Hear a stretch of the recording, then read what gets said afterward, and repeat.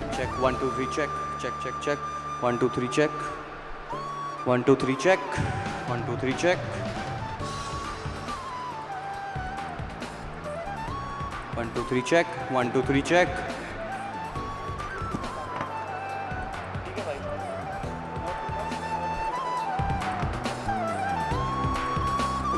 Check. 1, 2.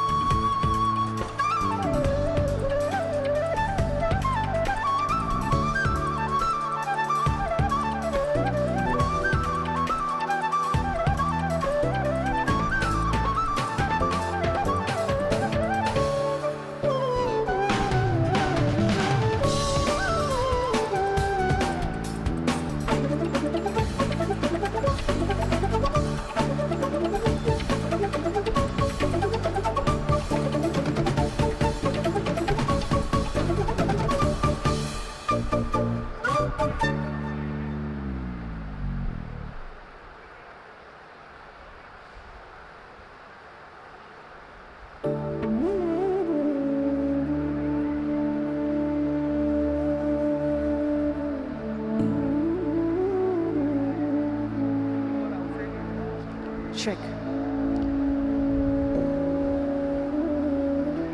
Ladies and gentlemen, kindly pay attention to everybody who's standing towards the end of the hall, requesting all of you to kindly take your seats. And to all the participants and invitees in the theme area, requesting all of you to also take your seats. We're about to start the plenary session and would like to request each one of you to kindly be seated. To everybody present in the theme area and to everybody standing towards the end of the hall, may I kindly request all of you to please be seated. The teachers who are accompanying the participants and the students, I'd like to request them to please ensure that the students are seated throughout the plenary session I'd like to request all of you to please make sure that the students are seated throughout the plenary session. This is a request to all the teachers who are accompanying the students and the invitees seated towards the end of the hall, and to everybody who isn't seated yet, kindly requesting all of you to please take your seats and settle down. Thank you.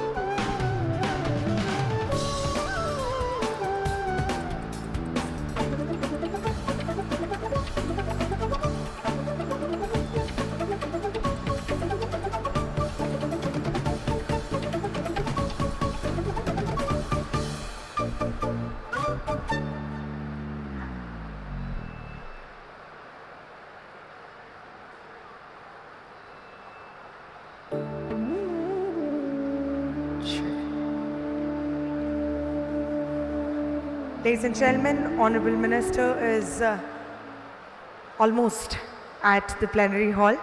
May I kindly request each one of you to kindly be seated and settle down for one last time. Requesting everybody standing towards the end of the hall to kindly take their seats. Requesting all the officials, invitees, participants and students to please take their seats.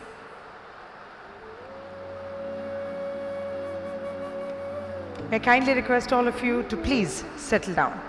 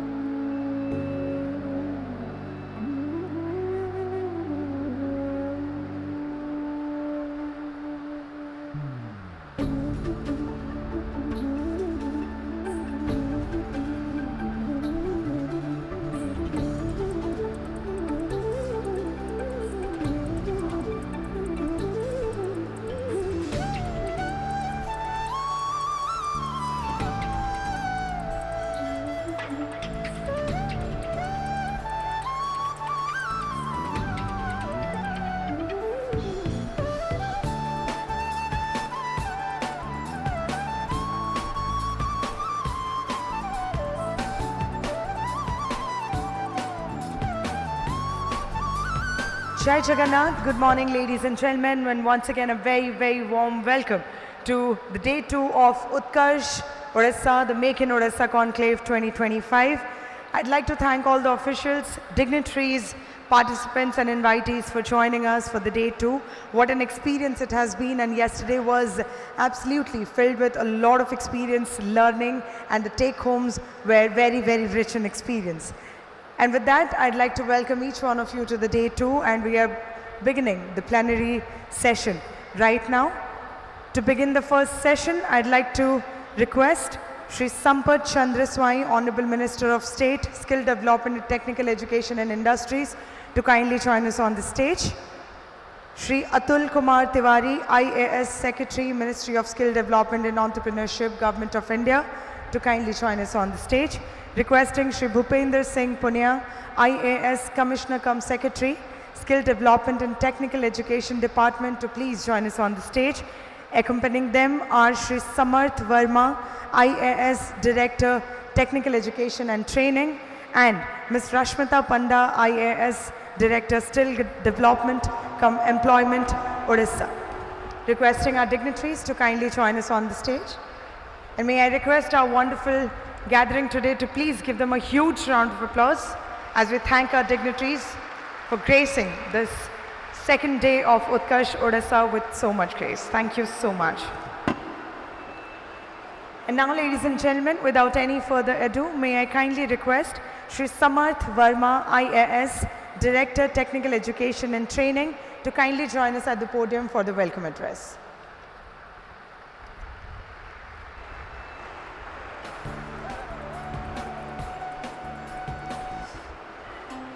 Honorable Minister, Skill Development and Technical Education and Industries, Shri Sampath Chandra Swai, Respected Secretary, Ministry of Skill Development and Entrepreneurship, Shri Atul Kumar Tiwari Sir, Commissioner cum Secretary SD&TE, Shri Bhupender Singh Punia Sir, Director Skill Development and Employment, Ms. Rashmita Panda Ma'am, esteemed panelists, industry leaders and my dear students. Namaskar and a very good morning to everyone.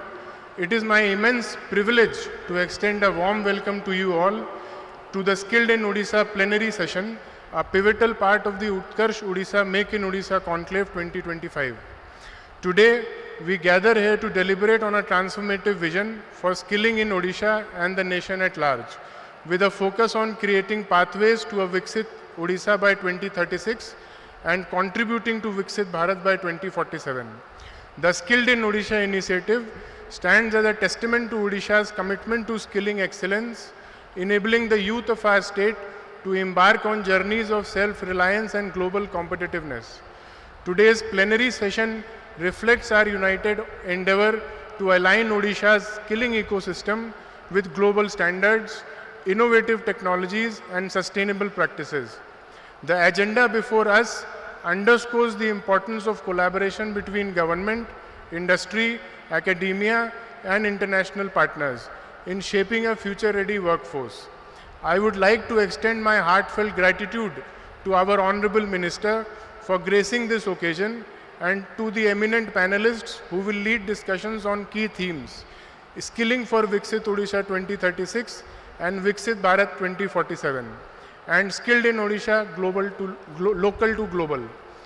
We are confident that the ideas and perspectives shared here today will pave the way for meaningful action and partnerships, driving Odisha towards becoming a skill hub of India. Once again, I welcome you all and look forward to an engaging, thought-provoking and fruitful session. Thank you.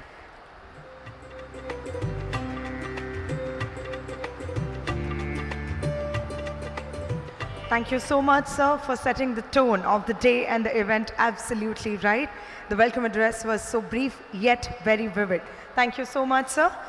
And now, ladies and gentlemen, may I kindly request all of you to please put your hands together and welcome Shri Bhupender Singh Punia, IAS, Commissioner cum Secretary, Skill Development and Technical Education Department, to please present his presentation on Skilled in Odisha.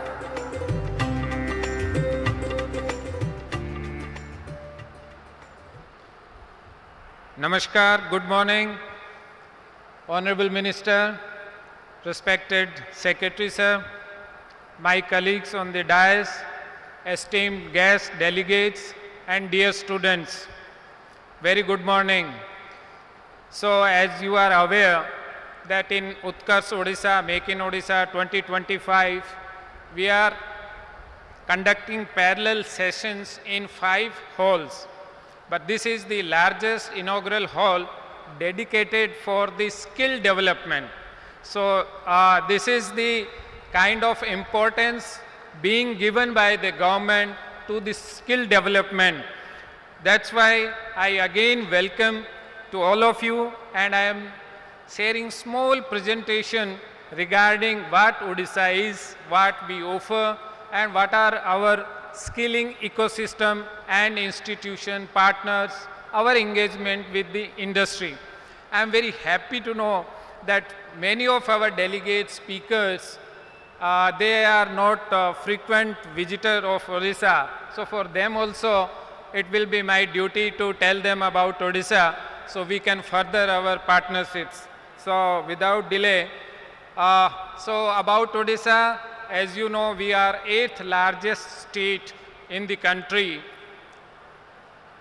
and we are 11th in population. Our GDP is around $110 billion. The biggest asset we have, which many states do not have, is the coastline of 480 kilometers, and we are very, very connected to the Asian region. So that's why we have been able to attract investment in diverse sectors near our ports, so we call it port-led development or port-led prosperity. So why Odisha? Why we call it land of opportunities? You can see that consistently we have been growing above the national average for last many years. So that growth is coming from industry. You can see 43% of our state product is from the industry, agriculture 20% and services 36%. So we have a lot of opportunities in service sector also. And you might have heard few days back that we are first in the fiscal health index. So why I am putting this data here in the skill development session is that we have resources, we can partner, we can invest in skilling, not only in infrastructure. And why the second data, that is we are attracting higher investment. That's where the need for the skilled workforce is. That's why we are sharing this with you all. And also bank assisted investment proposals. As I said that we are medium-sized state, but we are third in the country. That's why a few figures regarding this investment. So now we will come to our main resource base. Although we are blessed by the nature, we have all mineral resources. Our economy is also dependent on heavily on the mineral resources. But at the same time, human resource is, most important resource for any country or the state, and where I am glad to share that we are a youthful state. We have around 34% of our population of 15 to 34 years age group. And in this informal education, nearly 8 lakh students are there. And in our vocational and technical education, we have around 3 lakh youth. So in total, I can say 10 to 11 lakh youths every year are ready to join the workforce, where that is our responsibility to skill them and provide them gainful employment. Next, our skilling ecosystem. So it's not only the skill development and technical education department is imparting skills, but our 18 departments are engaged, collaborating with different agencies to provide skills in different sectors and to different clientele. So that's how I can say the whole of government approach, the focus given by the government for the skill development. And I'm happy to say that 16% of national trade toppers are from Odisha IITs. It's a great thanks to our principals and our trainers and students for achieving this. And around 25% of Odia youth in World Skills Competition 2024, again thanks to teachers, trainers, students, parents, those who had faith that skill vocational training can be a good idea. So thank you for that. At the same time, around 10 national institutes we have, and mostly in Bhubaneshwar, CTTC, CPAT, CDI, IHM. So the entire ecosystem, that's why Bhubaneshwar, you can say, is kind of in Eastern India, capital of technical education. And again, I will share and happy to share with you is that 8 ITIs from Odisha are among top 100 ITIs in the country. You compare, we are only having 3% population and area of the country, but our share. And the most important, which we take pride, is that our enrollment of girl students in the ITIs. It was around 5 to 6%, but it's now 36% to be specific, more than 36%. So that's where gender inclusivity and parity. And we have World Skill Center. Many of you have already visited, and I invite all of you, please visit, guide us, motivate us. So why Odisha? That's I have already covered. I will not take much of time. We have robust infrastructure. We have financial power, so we can create infrastructure, we can upgrade infrastructure. We are already investing heavily in the infrastructure. Our policy framework, which we partner with the industry, academia, with the training skill providers, employers. So we have very flexible policy, and we are always open to new ideas. That's why today we are going to have 2 panel discussions, and we are hopeful that we will learn many new things and we will upskill ourselves also. Employability is embedded in our skilling. So our RTD scheme, where if somebody is training, then we ensure that they place them also. Then inclusive skilling, Sudaksha, as I mentioned, the percentage of enrollment of girl students and PVTs is Divyangs. We have dedicated ITI for the Divyangjans. So that's how all sections of the society, all kinds of, this is a holistic approach, and we are going ahead. So these are our priority sectors as per our industrial policy. So again, not limited to these sectors, but these are our priority sectors where we want our youth to be trained for Odisha, for country, and for global stage. So I am not going to read out, so you all know that what are the upcoming new age, new tech sectors. There we want our students to be, but at the same time, we are not leaving our tradition. So handicraft, handloom, everything is there. So again, I can say it's a very holistic approach. We are looking forward for the skilling. So just I mentioned Nua Odisha. It's a very flexible scheme. So any service provider, any skill provider or employer, they can apply. Cost norms are flexible. If the government find it desirable and suitable for us, we approve. And only few of the states where we keep these RFPs open.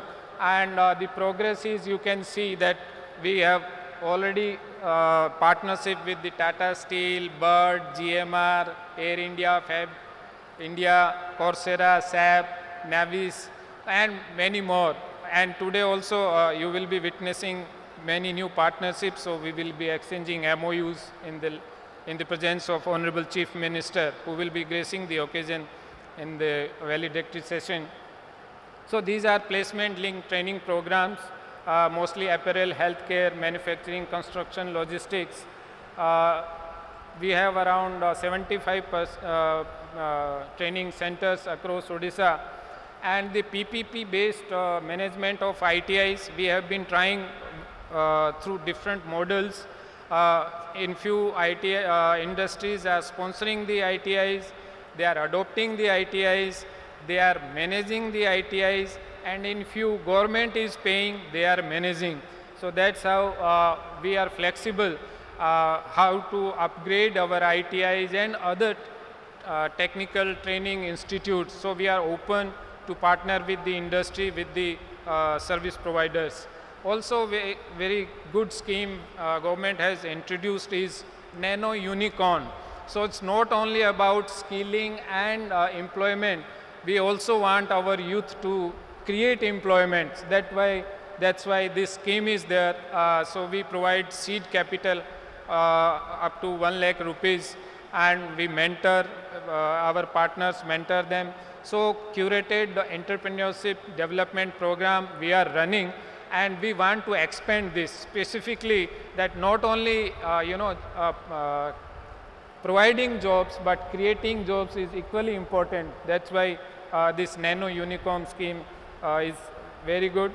And also now, because of change of the I will say future of job is changing, so we have to align ourselves, our institutions, our training programs, our modules. Everyone has to change as per the new requirement of the industry, as per the new emerging sectors. So semiconductor, ITIs for the future. We are expanding our World Skill Center. We will add more agri-tech, ITES, precision engineering, international mobility. So as I mentioned, we are not only training for the state or for the country, but for the globe. So skilled in Odisha, we want that it should be acceptable throughout the globe in different sectors. And industry aligned ecosystem, as I mentioned, because you will be providing us the guidance, you will be employing. So we are heavily dependent on this, how to chalk out plan for the future, so that our skilling, our institution, they are aligned to you and future ready. So these are the way we interact or create partnership with the industry. We are okay if industry is imparting skills in their premises. We are okay if they are creating centers of excellence in our existing institutions.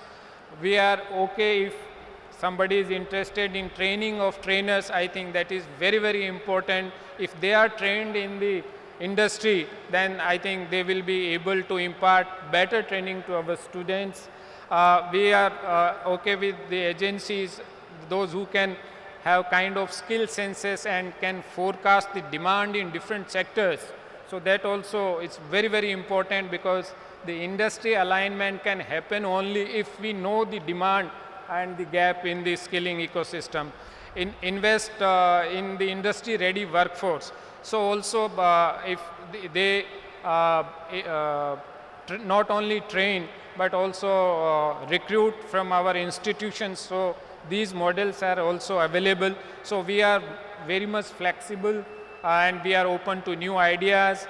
We are looking forward today's panel discussions. We have big names in the different industries. They have vast experience. So at the same time, we will continue our dialogue. So we feel that together we can. Thank you very much.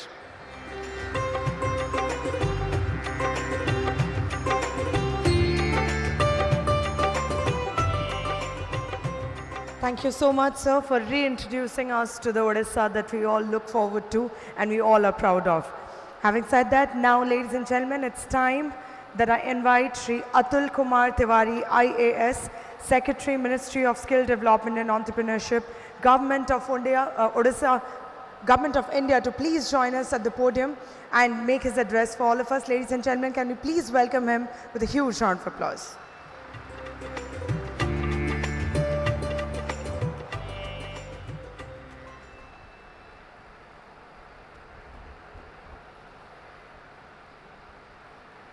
Adarniya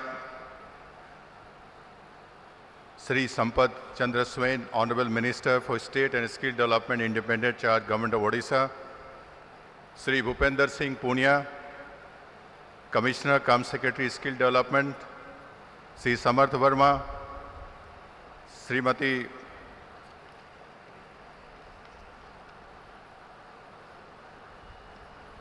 Rashmita पांडा जी, इस समारंभ में आए हुए सारे छात्रगण, delegates, industry leaders, business delegate leaders, and ladies and gentlemen, I feel really proud and privileged to be part of this conclave today. And the way Mr. Bhupender Singh has described the approach of Government of Odisha, that is also very, very encouraging.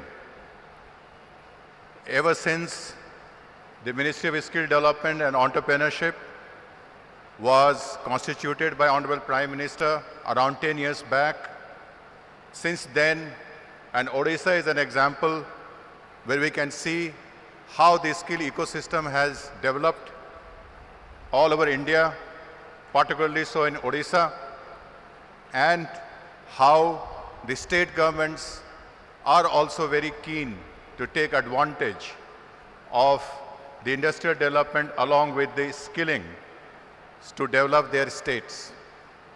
The skilled in Odisha, this plenary session is an example of the importance that the government of Odisha places on the skill development, which is as important as getting investments by the different industrial houses into the state.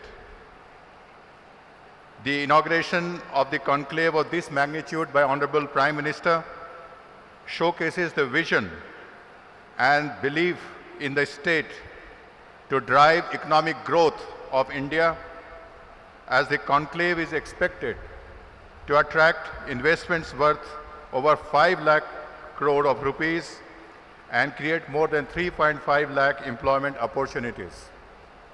As was explained by Mr. Bhupender Singh, the state government is poised to implement different ways and methods so that they can skill their youth in the state. Whether it is the ITIs, whether it is the emerging sectors, whether different levels of engagement with industries and the business houses, whether giving special importance to the disadvantaged sections, whether it is the entrepreneurship that they want to develop. The fact is that the real karma bhumi is the state governments, and when the state governments we find a whole of the government approach, then we can see the skill development happening very, very splendidly in the state. Already approved investments of around 32,000 crore in growth sectors such as chemicals, green energy, shipbuilding and repair, which will create so many jobs. Similarly, the state is also getting investments in chemicals as well as green energy generations. All of this cumulative demand will be creation of the jobs. It is for the jobs that the skilling is required.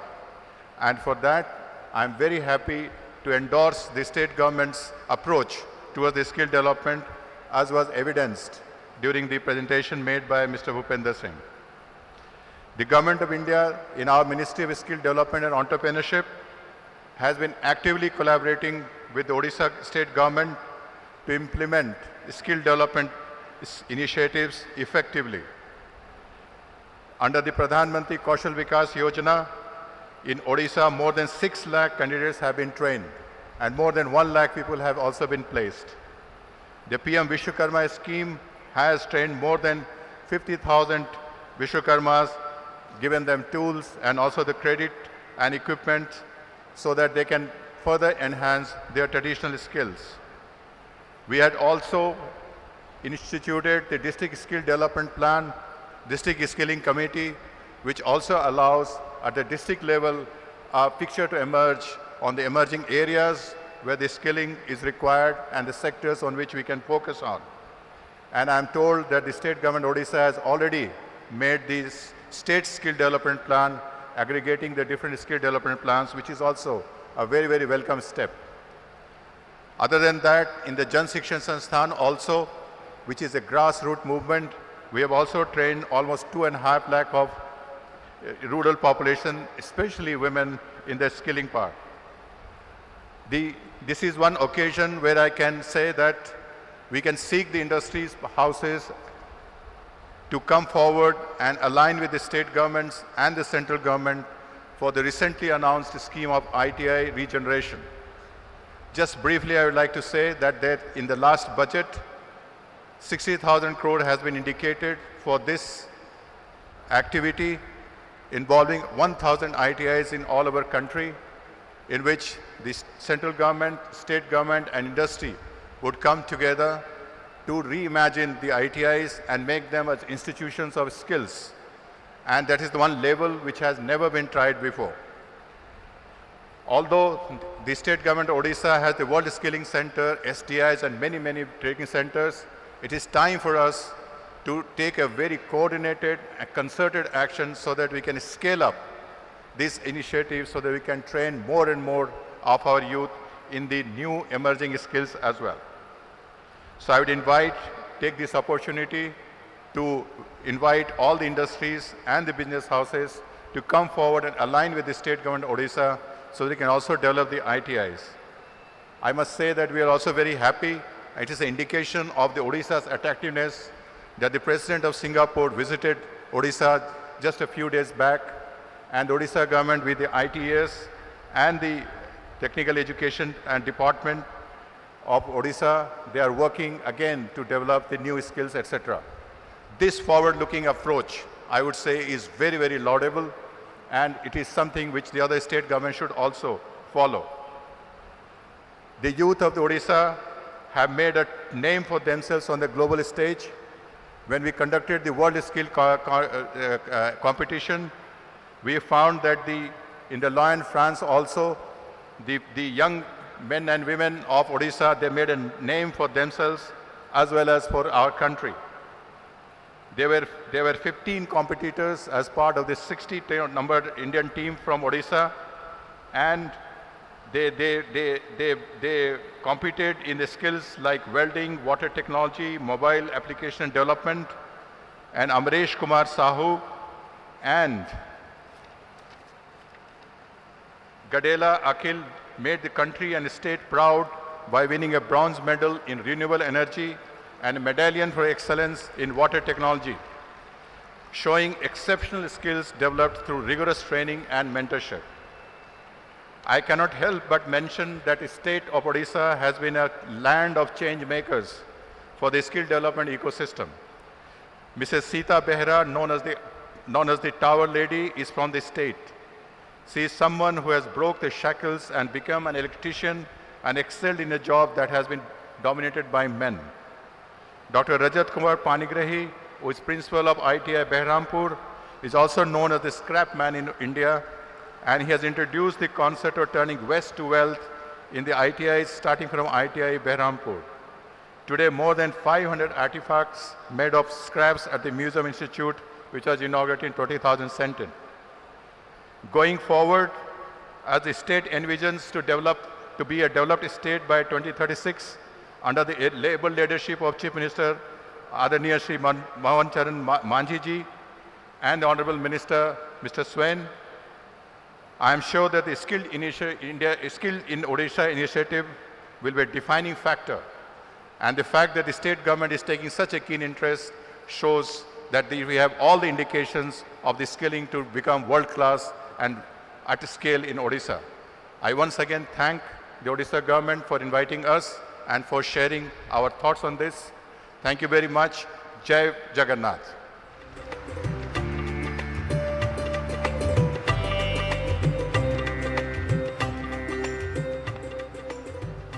Thank you so much, sir. It was absolutely a treat to hear from you. Thank you so much for your insightful address.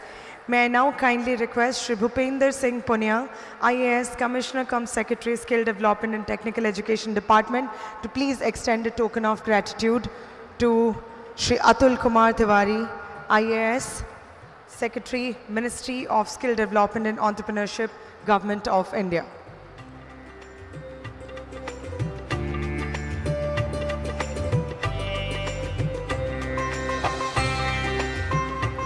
Ladies and gentlemen, requesting all of you to please put your hands together as we extend a small token of gratitude and appreciation.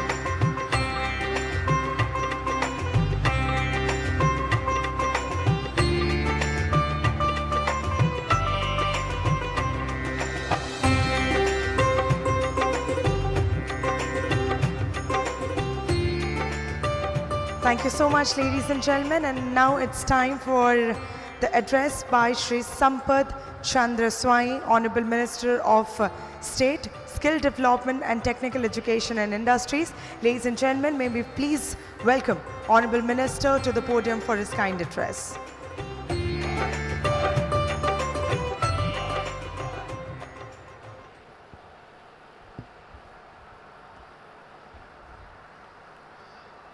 Jai Jagannath. Good morning, everyone. Sri Atul Kumar Tiwari ji, Secretary, Ministry of Skill Development and Entrepreneurship, Government of India, panelists, industry captains, business leaders, Commissioner cum Secretary, Skill Development and Technical Education, Sri Bhupender Singh Punia ji, Director Technical Education and Training Odisha, Sri Samarth Verma ji, Director Skill Development cum Employment Odisha, Rasmita Panda ji, partners, colleges and my dear students. I extend my heartfelt welcome to all present here at Utkarsh Odisha, Make in Odisha Conclave 2025, a landmark event to showcase Odisha's readiness and commitment to driving industrial growth. This is a momentous occasion where leaders, stakeholders and visionaries from across sector have come together to deliberate on investment promotion and the pivotal role of skilling in economic transformation. Today we are joined by over 3,000 participation comprising industry partners, heads of educational institution, heads of technical institution, skilling partners and students. The central theme of our discussions revolves around skilling as a key enabler for unlocking Odisha's economy potential. Odisha has consistently demonstrated its capability to meet industry demands by fostering a robust ecosystem of skilled workforce. We are privileged to have a distinguished panel with us today who will deliberate on emerging sectors and global opportunities. Their insights will be invaluable as we work together to chart a course towards Odisha's industrial and skilling aspirations. The Government of Odisha is fully committed to translating today's discussion into actionable outcomes. Together, we will ensure that the deliberations from this conclave are implemented effectively to drive industrial growth and economic transformation. I look forward to engaging with all of you and witnessing the transformative ideas that emerge from this platform. ମୁଁ ସମସ୍ତଙ୍କୁ ଧନ୍ୟବାଦ ଦଉଛି ଆଜି এই skilled in Odisha କାର୍ଯ୍ୟକ୍ରମରେ ଆପଣମାନେ ସମସ୍ତେ ଉପସ୍ଥିତ ଅଛନ୍ତି। এই ଉତ୍କର୍ଷ ଓଡ଼ିଶା କନକ୍ଲେଭ 2025 ଏକ ଐତିହାସିକ ଏବଂ ଯୁଗାନ୍ତକାରୀ କନକ୍ଲେଭ ହେବ।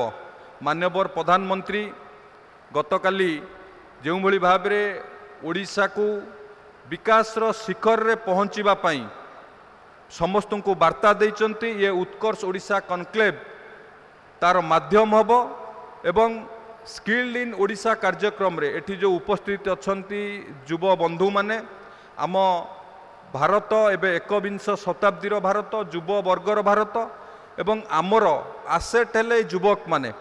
ଏ ଯୁବକମାନଙ୍କୁ କିଭଳି ଭାବରେ ଆମେ ଦକ୍ଷ କରିବା, ଏ ଯୁବକମାନଙ୍କୁ ଦକ୍ଷ କରି ସେ ଯେଉଁ ଯୁବ ମାନବ ସମ୍ବଳ ଅଛି ତାକୁ ଦକ୍ଷ ମାନବ ସମ୍ବଳ କରି ଆମ ଇଣ୍ଡଷ୍ଟ୍ରି ଯାହା ଚାହୁଁଛି, ଯାହା ଆବଶ୍ୟକ କରୁଛି, ଇଣ୍ଡଷ୍ଟ୍ରି ରେଡ଼ି ୱାର୍କଫୋର୍ସ ବନେଇବା ଆମର ଲକ୍ଷ୍ୟ, ଆମ ସରକାରଙ୍କର ଲକ୍ଷ୍ୟ। ସେଥିପାଇଁ ଆପଣମାନେ ସମସ୍ତେ ଜାଣିଥିବେ ଉତ୍କର୍ଷ ଓଡ଼ିଶା କନକ୍ଲେଭ ପୂର୍ବରୁ ସିଙ୍ଗାପୁର ପ୍ରେସିଡେଣ୍ଟ ଆସିବା ଏବଂ ସ୍କିଲ୍ଡ କ୍ଷେତ୍ରରେ ଓଡ଼ିଶାକୁ ଆହୁରି ବ୍ୟାପକ କରିବା ବା ବିଶ୍ୱସ୍ତରୀୟ କରିବା ପାଇଁ ସରକାର ଯେଉଁ ଆଶା ରଖିଛନ୍ତି, ଏ କନକ୍ଲେଭ ତାକୁ ନିଶ୍ଚିତ ଭାବରେ ସହାୟକ ହେବ ଏବଂ ଆଜି ପ୍ୟାନେଲିଷ୍ଟ ମାନେ ଡିସ୍କସନ୍ କରିବେ ଏବଂ ଶେଷ ସେସନରେ ମାନ୍ୟବର ମୁଖ୍ୟମନ୍ତ୍ରୀ ଆସିବେ। ଏ ସ୍କିଲ୍ଡ ଇନ୍ ଓଡ଼ିଶା କାର୍ଯ୍ୟକ୍ରମ ମାଧ୍ୟମରେ ନିଶ୍ଚିତ ଭାବରେ ଓଡ଼ିଶାକୁ ଏକ ସମୃଦ୍ଧ ଓଡ଼ିଶା ଗଠନ ବା ବିକଶିତ ଆଡ଼କୁ ନେବା ପାଇଁ ସହାୟକ ହେବ। ବହୁତ ବହୁତ ଧନ୍ୟବାଦ। ବନ୍ଦେ ଉତ୍କଳ ଜନନୀ।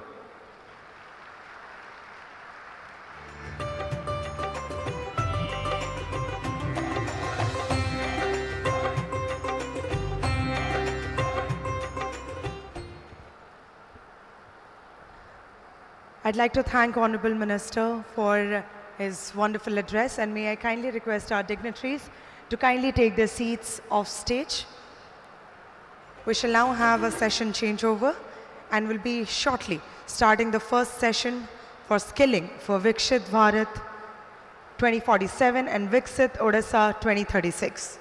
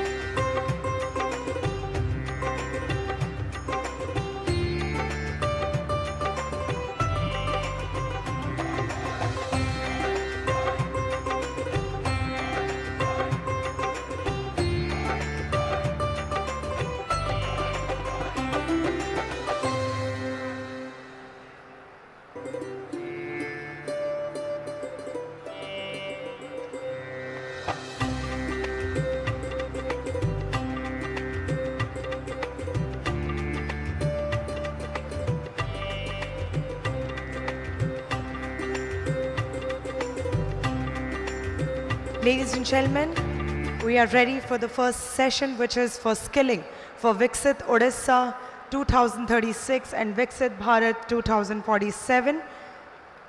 We already have our moderator for this session, Shri Bhupender Singh Punia, Commissioner cum Secretary, with us on the stage.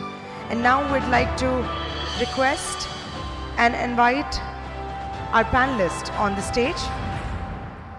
Would like to request Air Marshal, retired now, K. Anantaraman, PVSM and VSM, Head and Vice President, GMR Aero Academy, to please join us on the stage.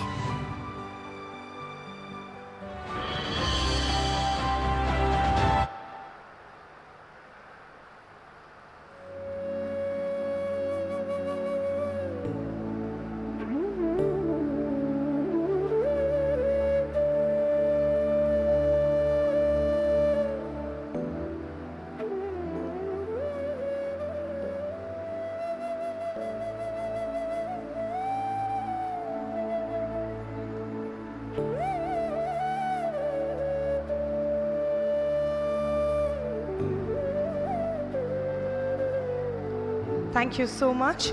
Next, may I kindly request Shri Sandeep Dher, Chief Executive Officer, Tata Steel Technical Services, to please join us on the stage.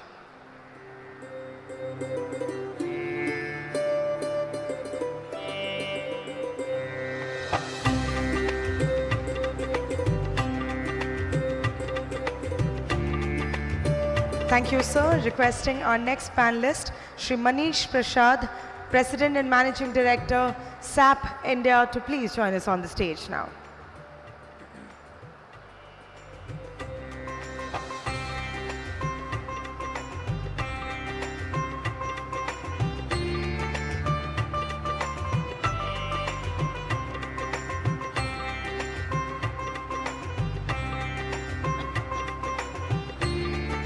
Thank you so much, sir. May we kindly request Shri Narahari N, Chief Operating Officer, Aditya Birla Fashion and Retail Limited, to please join us on the dais.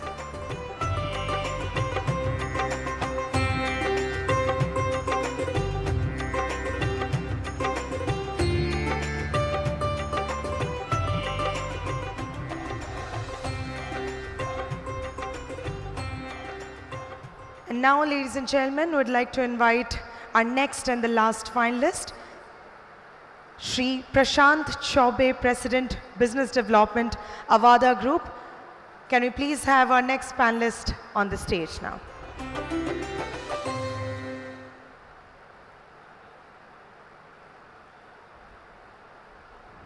Ladies and gentlemen, requesting all of you to please welcome our moderator and panelist on the stage with a huge round of applause. Requesting Shri Punya to kindly take the session forward.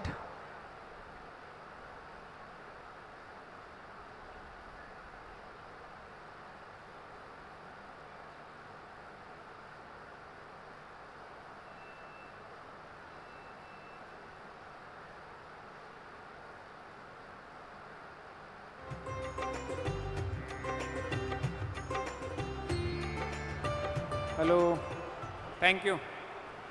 So again, I welcome all esteemed panelists, Sri Prashant Chaube ji, Air Marshal retired Sri K. Anantharaman ji, Sri Sandeep Dher ji, Manish Prasad ji, and Sri Narahari N. So, dear friends, they are from different backgrounds and they are pioneers in their industry. Their voice matters in the different fields. So we will, without investing time in other formalities, we will start discussion with our esteemed panelists. Since I think I will start with Prashant ji. Prashant ji, we have been discussing about new age technology, how technology is changing the work force and the skill requirement. You have extensive experience in renewable energy, green hydrogen. So these are upcoming sectors. How do you think that we should plan, focus on which skill sets, and how do you think that Odisha can take this forward in consultation and in partnership with the industry? Thank you, sir. Thank you for the opportunity, and first of all, accept our congratulations for awesome and fantastic Utkarsh Odisha, and this has really brought a new chapter. And yesterday, if you see, there's been a massive investment announcement, and from those investment flew the need for the requirement of industry or requirement of a sector. So if I look at the Odisha written behind me, I think O stands for the very loud opportunity. And that opportunity is something very important. Renewable energy, India is on a cusp of a major transformation which is happening, and under the Panchamrit which is given by our Honorable Prime Minister, this 500 gigawatt, which at one point of a time was like an impossible target, India is surging ahead to do that. Almost we are touching 90 plus gigawatt of a solar, 40 plus gigawatt of a wind in the country at this point of a time. So that was one important chapter which is fueling, and it's a necessity, not only because of a climate change, but for India, or what we call Viksit Bharat today. I think we are trying to solve a trilemma which is very important: energy accessibility, energy security, and energy affordability. So clean energy is a way forward. There are massive developments and transition which are happening, and these transition, as we heard Honorable Prime Minister speaking yesterday, Odisha being the growth engine as a Purvaday, will have a very large role. One of them, because there has been an enormous amount of renewable energy which are intermittent and coming into the grid. So now the next major phase is unfolding in terms of bringing large more storage capacity. And Odisha has a tremendous opportunity, both in terms of leading in battery storage and in pumped storage. And these two things will again be a very important dimension if Odisha is looking at building up the skill set for the future. Even in the renewable energy, if you see, the construct of the bid is changing now. There is no more vanilla solar and wind bid.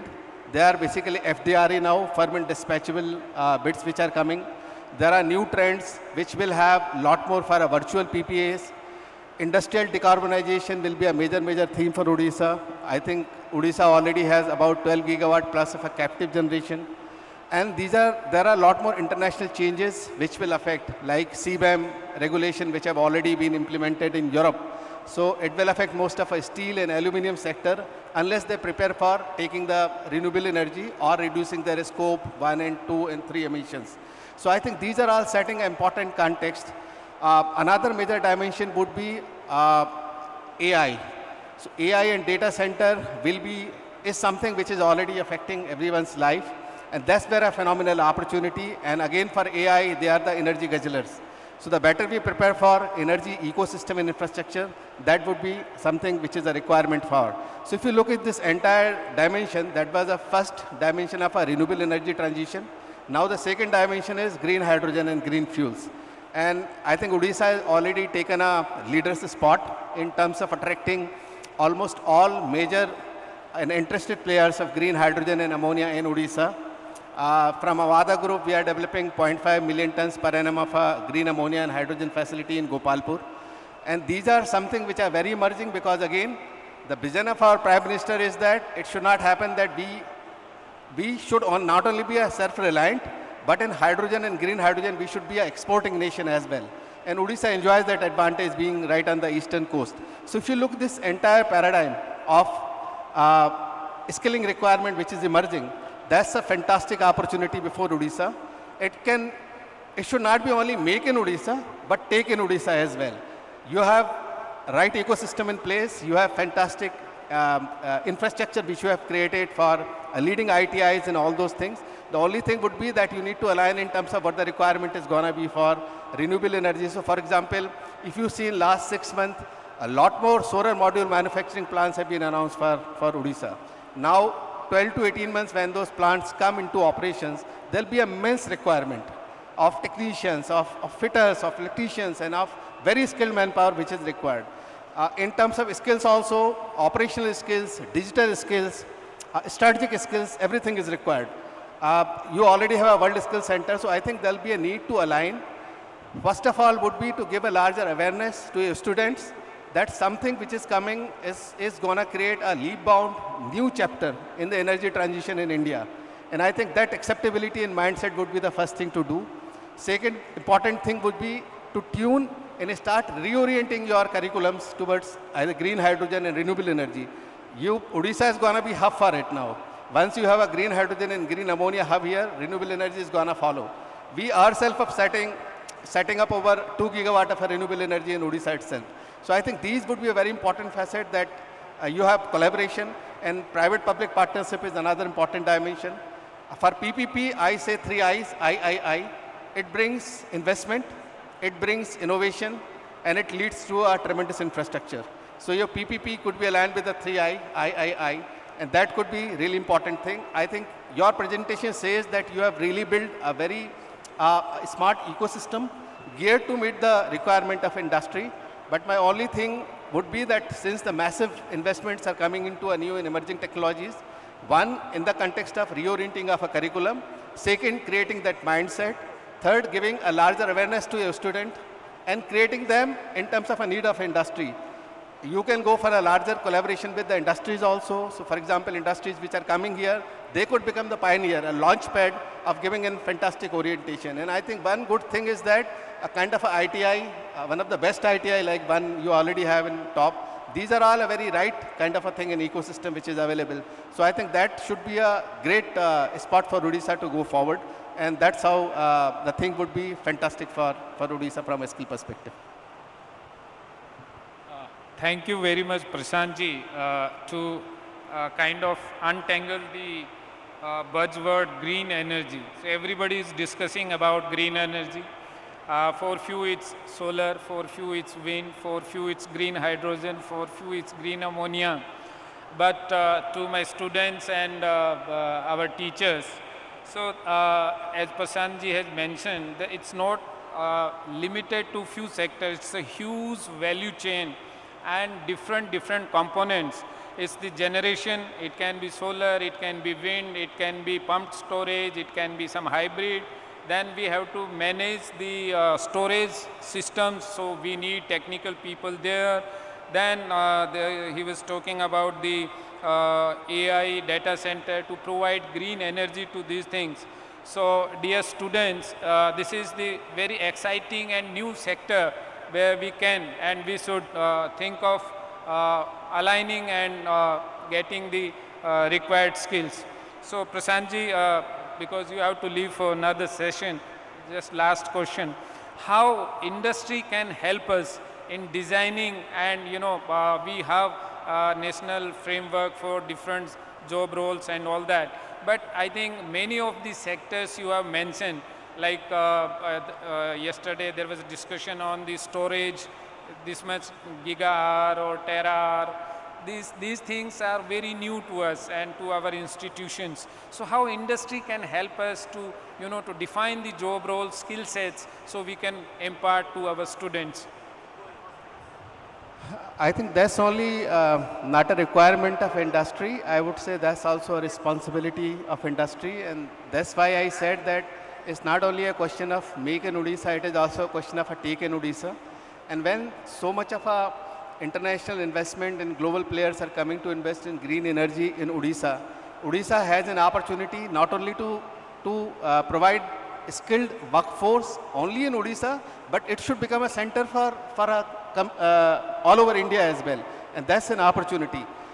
We have recently done an MOU with the Green Skin Council Jobs, and this primary purpose of this MOU to search for those opportunities where we can create and help building that ecosystem in Odisha itself. So we'll be having a number of things. One will be a certain trades which will be helping them, job roles. But as an industry, the ITI is present here. They can also approach the industry. Some of the industry partners would be happy in terms of adoption of ITI itself, because that's where the requirement comes, and they could be help in terms of employment and employability both. So that is one important area. Second important area would be to focus more on the R&D. I think as a country, we never had this focus on R&D, and which is lagged behind. Now everybody is realizing why research and development is important. Even National Green Hydrogen Mission have an outlay of about 400 crores. There is a scheme of Center of Excellence which has come from the MNRE, and as an opportunity for Odisha for a lot of things to really propose to MNRE and set up. We are also discussing, and there is a plan along with Gridco and one of the IIT here, whether we can help in terms of developing those. So I think industry which has a large role to play in those sectors, ITI can collaborate with them. Government has, you have an ecosystem, you have policy support, you can give incentives, and I think industry can bring all those things, innovation, investment and infrastructure. And together I think it's a partnership. If industry has to work here for a long-term basis, 25 years, as Mr. Hemant Sharma was mentioning here, invest in future. And that's where this paradigm comes. So industry, academia and government, I think that is a very powerful triangle which can help solve this riddle. Yeah, thank you. Thank you, Prashantji, really clearly telling us the path ahead, how industry, and it's not only the kind of philanthropy, but the responsibility of the industry to create right skill sets among youth, so it can be win-win situation for both of you. Thank you, Prashantji. Yeah, thank you, Prashantji. So now we'll come to Air Marshal retired K. Ananth Ramanji. Sir, you have vast experience, both administrative and working in the defense and aerospace. Aerospace and defense is one of our priorities, thrust area in the state as per our industrial policy resolution. We provide highest level of incentive in this industry, rightly so, because we are producing the primary metals, steel, stainless steel, alloys, the aluminium, everything. So we have a right mix, and we aspire to be a manufacturing hub for the defense and aerospace. So I would request you that what are the kind of demand you anticipate in future in this sector, especially for the workforce, and then we will discuss how it can be achieved. Thank you, Mr. Punya ji, and thank you for the State Government of Odisha for having me over for the panel discussion here. At the outset, I would like to state here, I came here 1 year back while signing the MOU with the State Government of Odisha for Skilled in Odisha for the aviation training, and we are now in the second batch of the students of Odisha. In fact, 2 days back I addressed them in Hyderabad, and they are being trained in airport operations. I am very proud and that we got an opportunity, and we will definitely have a hand-holding together for the future also. If you see at the outset, what I would like to say, the canvas and the ecosystem for the aviation and aerospace has leaps and bounds improved, and it has got a lot of demand. If you see the type of the CAGR, the compound annual growth rate of the aviation today, it is 15.41%. If you see the airports which are increasing in India, it was around 74 10 years back. Now it is 157. Now it is going to be poised to be increased to 400 in 2030 or 35. And in that, there are 6 airports being developed in Odisha itself.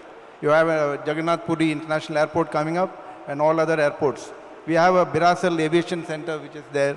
So if you see all these canvas and ecosystem, the opportunities for skilling, upskilling and reskilling of aviation aerospace is tremendous. There is a trajectory which is very limitless. We need to tap that. If you see the impetus of the central government, the 10 years back we had the Ministry of Skill Development and Entrepreneurship. In fact, that is the most important thing which has made a significant growth in Odisha and all the state governments. In fact, in Telangana, where I come from, where I am working, we have a Young India Skill University recently introduced. It is on the lines of what Odisha is. That is also we are collaborating for all the courses. If you see the type of impetus in the last budget, 24-25, it was 1.48 lakh crore for education and skilling. You see the internship program of the central government. You see the state government, as he rightly said, the 18th floor skill center which I visited last time, duly collaborated by Technical Institute of Singapore. It's one of the best in the world, and we are path breakers for skilling in India, and we should take forward this opportunity. And this type of programs what we are organizing here, particularly for the students who are listening to me, Please take this opportunity, please leverage the potential, and I would like to state that in this Milli GMR Aero Academy, which was established in 2009, it is now almost 20 years, 22 years. We are doing international accredited courses of International Civil Aviation Organization, International Air Transport Association, the Airport Council of India, Airport Council International. We have DGCA, we have BCS, we have airports and non-airports functioning. If you see the airport subsystem and the ecosystem, we have about a lot of verticals in which the skilling can take place. Right from the airport operations, you take ground handling, you take the ticketing. You have a big opportunity in MRO, in technical skilling. We have a biggest MRO here in Hyderabad, GMR MRO. And along with that, we have a GMR Aviation School, which is a 147 school, which is accredited to DGCA and EASA of Europe. We are offering 4 years course, in which 2 years are theory and 2 years are practical in MRO of GMR. So these are the initiatives and things, and the opportunities are abundant. We need to tap it. And if you see the type of requirement of jobs, it is around 50,000 jobs per year, which is going to accrue for all of us. We need to work together, and as industry where I am representing, I was in the Air Force for 40 years. I retired as an Air Marshal in the Indian Air Force under Ministry of Defense. I had a lot of opportunity to serve there.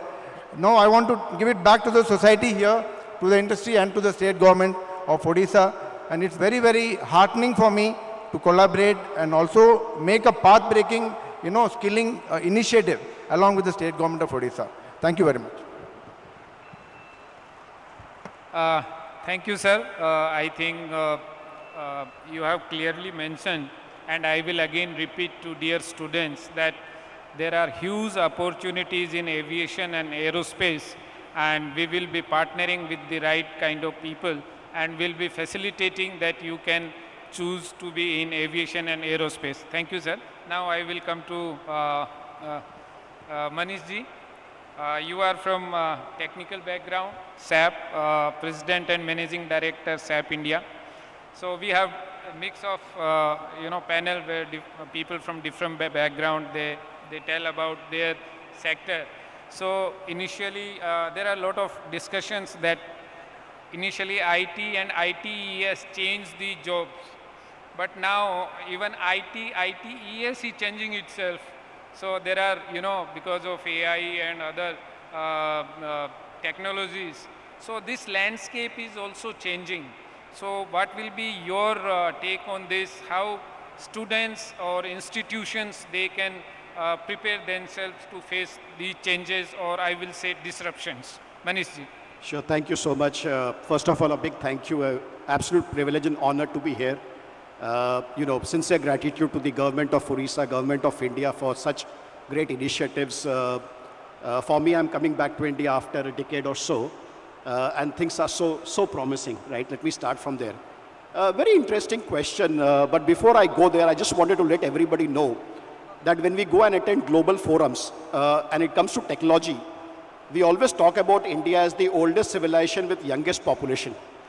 And I can tell you that any change in technology that is happening is good for us as a country. And the reason why I say this is because inherently technology comes to us as a part of our culture. And the amount of changes that we have seen in terms of technology impacting the careers and the lives of communities and human beings have been pretty significant as such, right? So I think that's the starting point. Coming back to technology, let me give you, let's see the evolution of technology over the last 4 decades.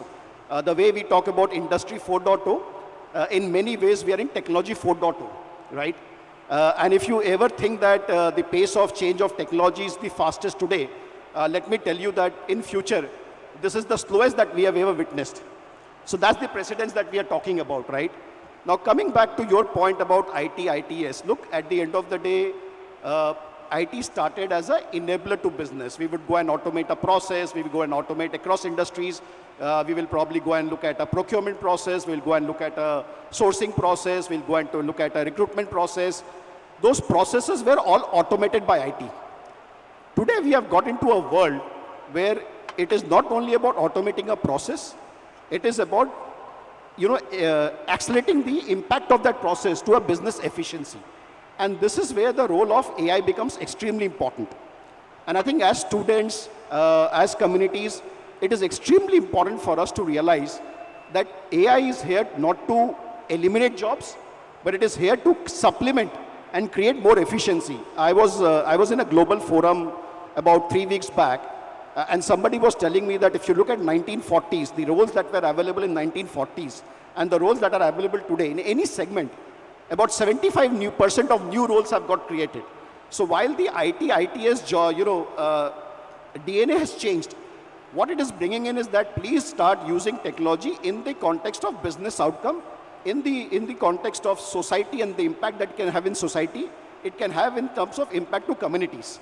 And there are two areas that we absolutely need to understand. One, there is no business today that can probably sustain without the impact of IT. And then the second piece is our obsession about planet, right? I think the way we have to manage this, the carbon footprint and reduce the carbon footprint across the planet. In both the scenarios, every industry has to embrace technology in a big way. And my request to every student and every teacher out there is that please impart technology in a way that is relevant in the context of any business problem that we are trying to solve. And more importantly, please also understand that from businesses standpoint, from community standpoint, from government standpoint, while there are a lot of initiatives that will come in terms of skill development, I think self-learning is also an extremely important element here. Because the pace with which the technology is changing and the relevance of the technology becomes equally important.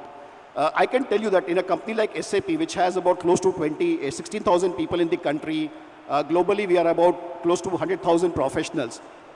A lot of focus is given in self-learning, right? In terms of your soft skills, in terms of using technology in the context of business outcomes. And I think that's the journey that people have to take in, right? So AI is going to be there. India is going to be at the forefront of this change. When 16% of the global AI piece which is coming in is coming from technology talent in India, when 96% of businesses in India are using technology and AI in the impact of their business, I think this is our opportunity, not only in terms of the current, what the country needs, but also taking it global. So that's the impact that we have. Thank you, Manishji, very comforting. So few things are very clear, that IT and AI is going to stay and improve our efficiency, and all businesses, and we have to train our students to solve the problems and in a way. And the most important message which goes out to students is that self-learning and keeping themselves updated is the only option, because at the pace where this technology is changing, there is no other option that you can go to the institute and upskill or reskill yourself. So and in that also, if I am right, then this IT and AI is helping, because so many courses are available online. They are relevant, and you can keep yourself relevant to the job market if you are doing that. Thank you, Manishji. So now Mr. Sri Narhariji, Chief Operating Officer, Aditya Bidla Fashions and Retail Limited, from AI to fashion, retail and other sectors. Obviously, as IT has provided lot many job opportunities and many more opportunities to our youth, at different level, your sector is also providing lot many job opportunities. And so how do you think that your sector, the growth prospect of your sector in future in fashion, retail and apparel? Yeah. Thank you. Good morning, everyone. First of all, thanks for this opportunity. So I come from an industry which is very old, as old as agriculture. I'm sitting with people who are high technically, in the tech industry. However, both clothing and textile occupies a very important position today in our economy. We give employment to more than 40 to 50 million people even today. 2 to 3% of our India's GDP is coming from apparel and textile. And if you see the way India is growing, our consumption is going to be about $180 billion in the years to come. So as India is changing, as India is prospering, as we are becoming more urban, more women power, the children spending more, the middle class is burgeoning, there is a huge opportunity to invest and grow in this apparel sector. And if you look at globally, given the geopolitical issues, China +1 is giving us great opportunities. So apparel sector, even though it is a old, very old sector, there is technology which people are embracing, both in supply chain, in design creation. In fact, in our company, Aditya Birla, all our creation is through AI now. So industry should know how to convert these AI ideas into reality. How do you translate into making a cloth, making a garment? So AI is everywhere, technology is everywhere, and India is changing. So for the students and the youngsters who want to be here, we need to embrace digital technology, the way we need to be agile. So after COVID, our industry has been affected like any other industry. We do not know where fashion is going to end. You know, the way people dress, the way people view clothing has become very different. People now are more fitness conscious than they were before COVID. So how can India, how can Indian industry respond to this change? That is one thing. Now, as in Odisha, I have to just tell you, we invested in Odisha about 6 years back. We started our apparel manufacturing unit. Today, I'm proud to say we employ 2,500 women workers in this plant, and we could shift orders from Bangladesh to Odisha, given the efficiency that we have generated in Odisha. So there are a lot of success stories. The Indian market is changing. There are global opportunities, but India has to go beyond a manufacturing mindset. We need to create product. So innovation becomes very important. Technology becomes important to respond to customers.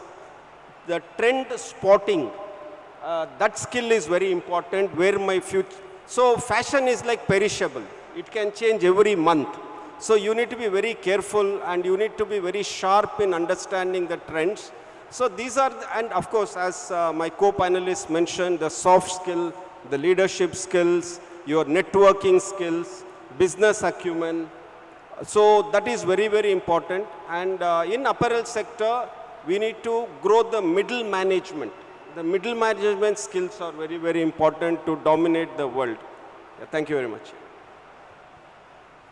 Thank you. I think you rightly mentioned that yours is one of the oldest industry, but with bright future. Thank you for assuring that.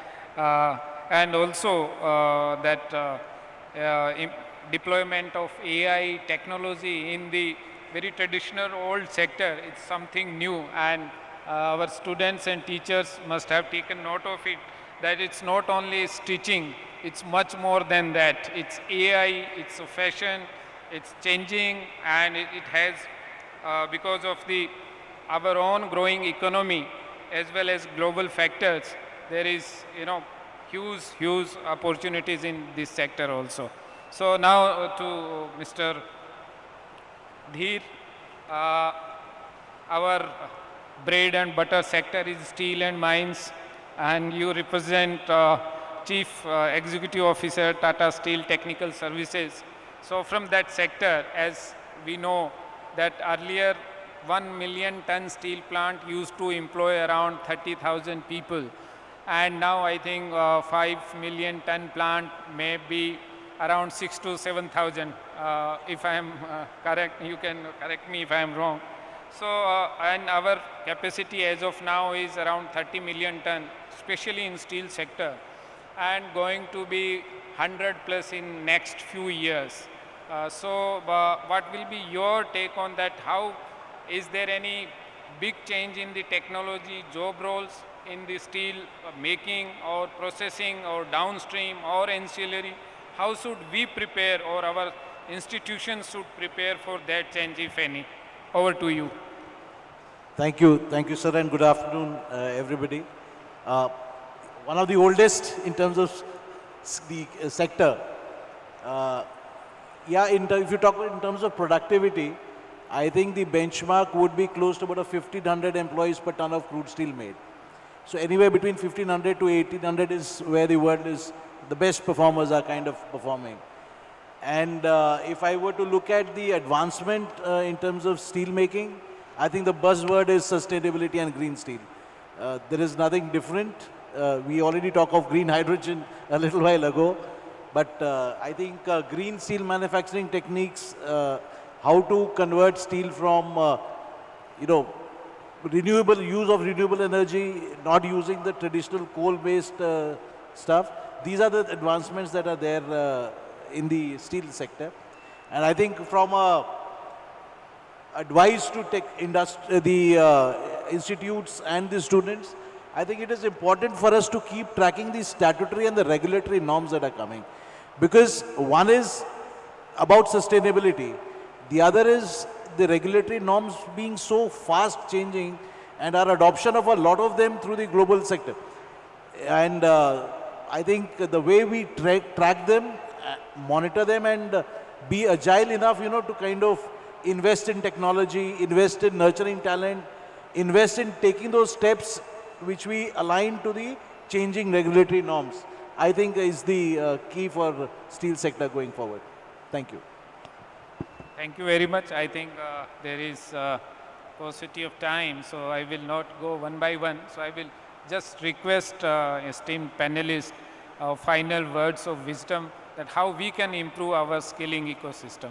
So we can start with, yeah. Yeah, basically, if we want to collaborate, we need to improve, as all the panelists have told, on AI.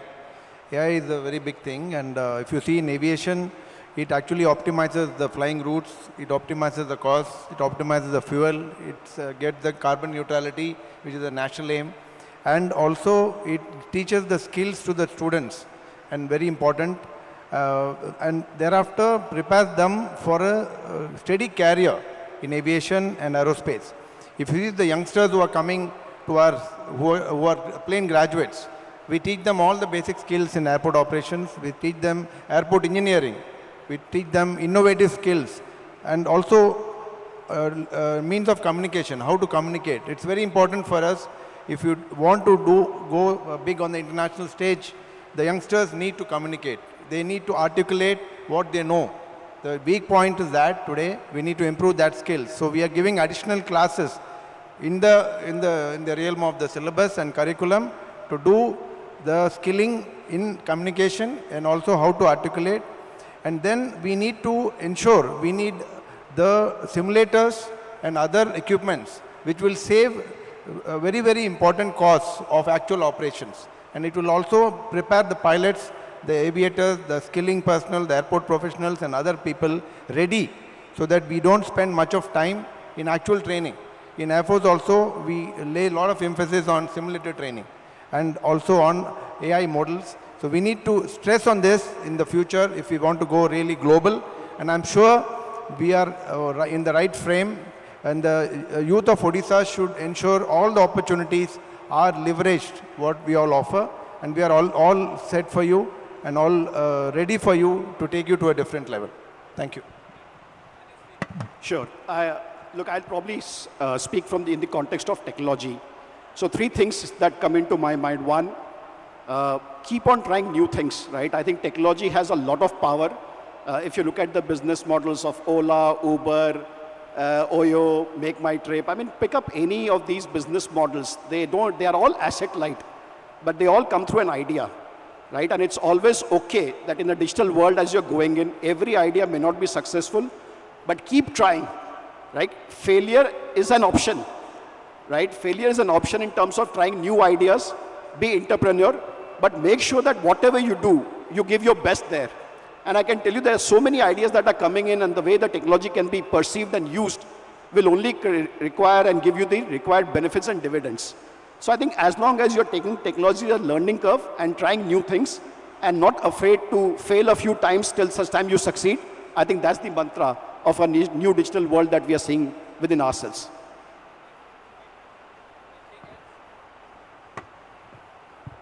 So, as I mentioned, technology is playing a very important role even in an apparel sector. So, AI for creation, digital tools for creating an agile supply chain, understanding customers, so the data analytics, consumer behavior, their buying pattern, their spending pattern. So you need to have a lot of data analytics skills to be successful in the retail market. Finally, how to be sustainable. How do you create sustainable products? Because world is becoming more and more responsible. Consumers are demanding brands to be responsible. There will be legislations which will force us to be responsible. So there is technology. How do you create materials without much of waste? How do you recycle? How do you upcycle?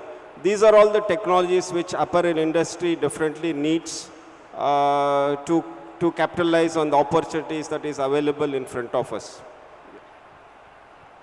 Thank you. Yeah, I think I'd like to keep it a little more generic, and I think so much that is coming in. And on the stage, we represent different sectors, and we've given a different prescription to the state and what to do. But I think the one thing that I would recommend is remove the fear of the changing technology at the beginning, because I think when I learned driving from a driving training school, my instructor told me the one thing that you should be careful of: don't drive when you are afraid. So out of fear, don't drive. So I think that is one thing I like to recommend. Please remove the fear of the change that technology is bringing in. It has pluses and minuses. There's immense to learn. But I think the first is to remove the fear. The second advice to everybody is to be relevant. I learnt PLC or programmer logic in college without a PLC. I did my internship on a PLC that was obsolete. And when I joined industry, I had a different technology to work with.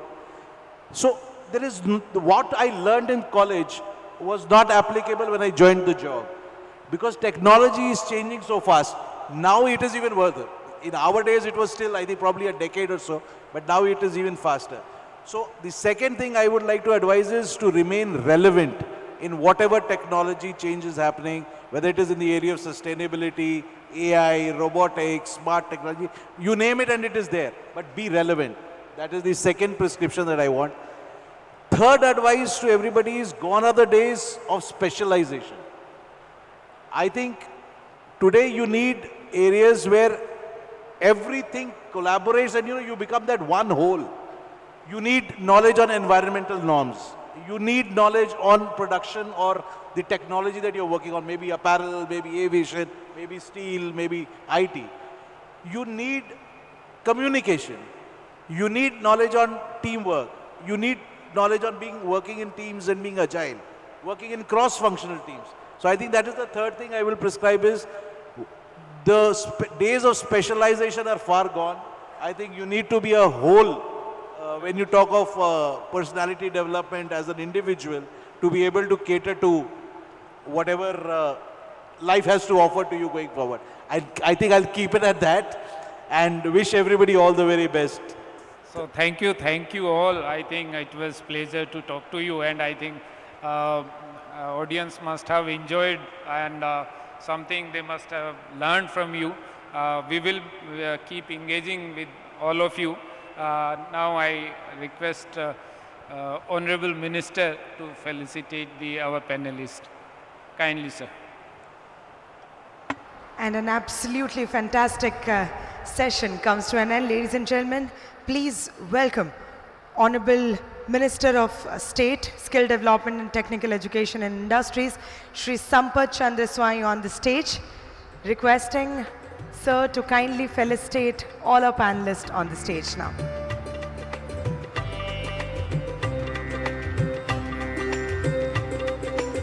Ladies and gentlemen, our dear partners, participants and invitees, requesting all of you to please be with us. We just have a very small session followed by this, and then we shall be welcoming the Honorable Chief Minister of Odisha, requesting all of you to kindly be patient. Thank you.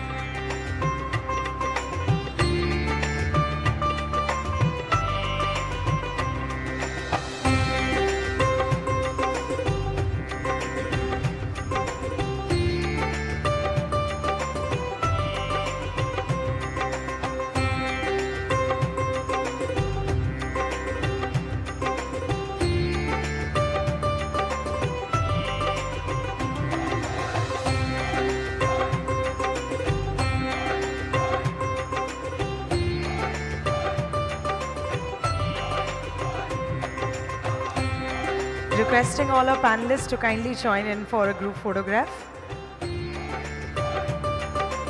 Once again, ladies and gentlemen, we'd like to thank our moderator and our panelists for coming together for such a brilliant session, and thanking Honorable Minister for doing the honors of felicitating our panelists. Thank you so much. Requesting all of you to kindly take your seats off stage. And now, ladies and gentlemen, we shall take a minute for a quick session changeover. The next session will be Skilled in Odisha, Local to Global.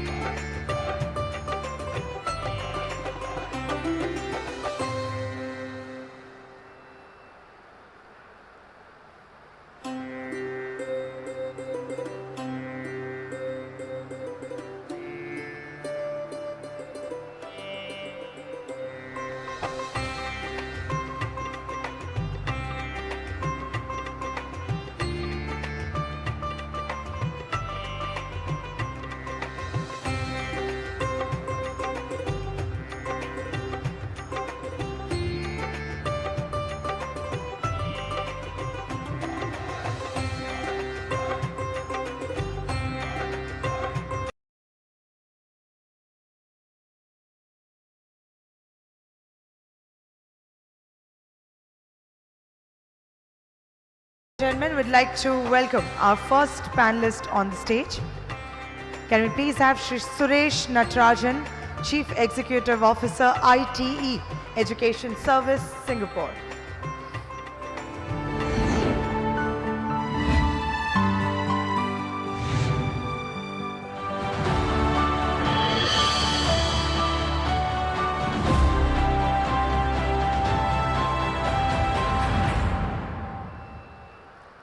Thank you for joining us, sir. Next, can we please have Ms. Denise Ekorn, Head, Skilled Migration, Indo-German Chamber of Commerce.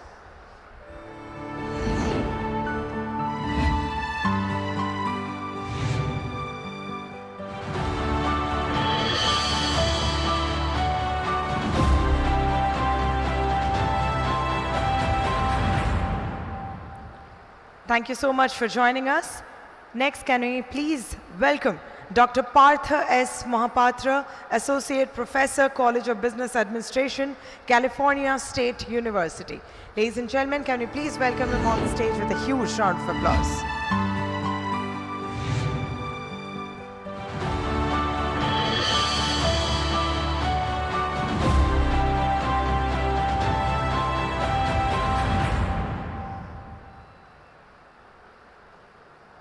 And we'd like to welcome our next panelist now. Can we please have Ms. Anu Arora, Director, Tremetro Garments, Epic Group, joining us on the stage.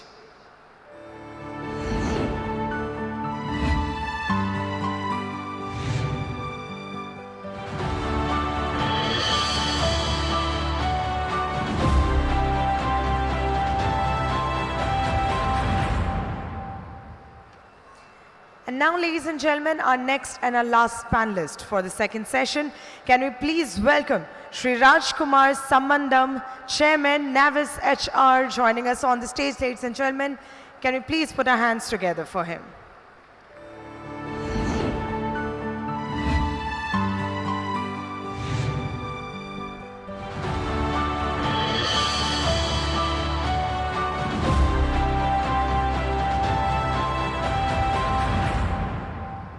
With this, ladies and gentlemen, our panel is complete, requesting our moderator to kindly take the session forward.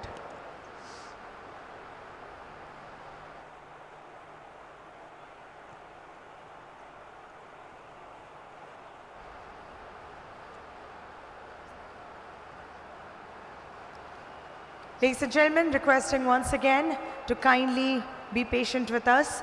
We shall be welcoming the Chief Minister of Odisha Hello. in a while from now. Thank you. Ma'am, please. Good afternoon, everyone.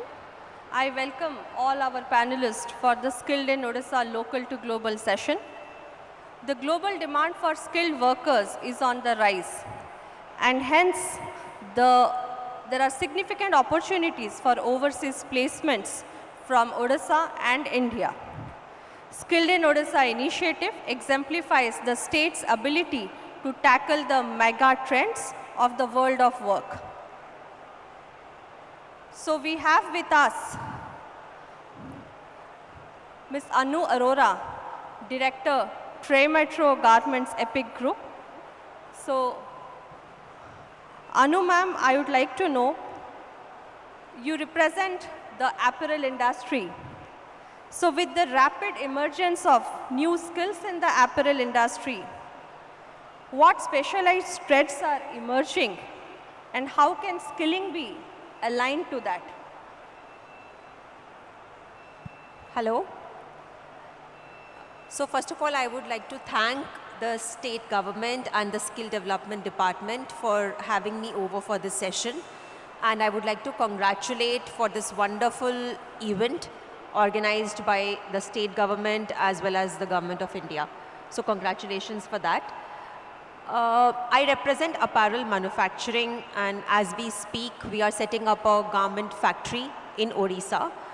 We started the construction last year, and we expect to commence our operations by this year, by September. So I'm very, very glad to have the privilege of saying that we will be generating employment of about 8,000 to 10,000 people in Odisha. Women empowerment is one of our key focus. Coming to the relevant question, so apparel manufacturing in India has a lot of potential.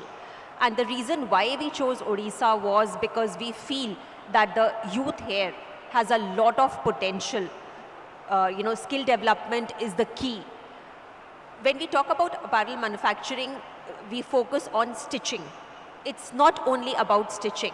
I would like to emphasize that, beyond stitching, there are other key areas where we should try and train our youth, train our people. This is the world of digitalization, of innovation. The main thing that I would like to stress today, beyond the training and development, is the mindset. Our youth needs to have a very clear goal of catering to the customers. How do we integrate the need of our customers, of our global brands into the training curriculums that we run today? That is the key thing. We collaborate with global brands.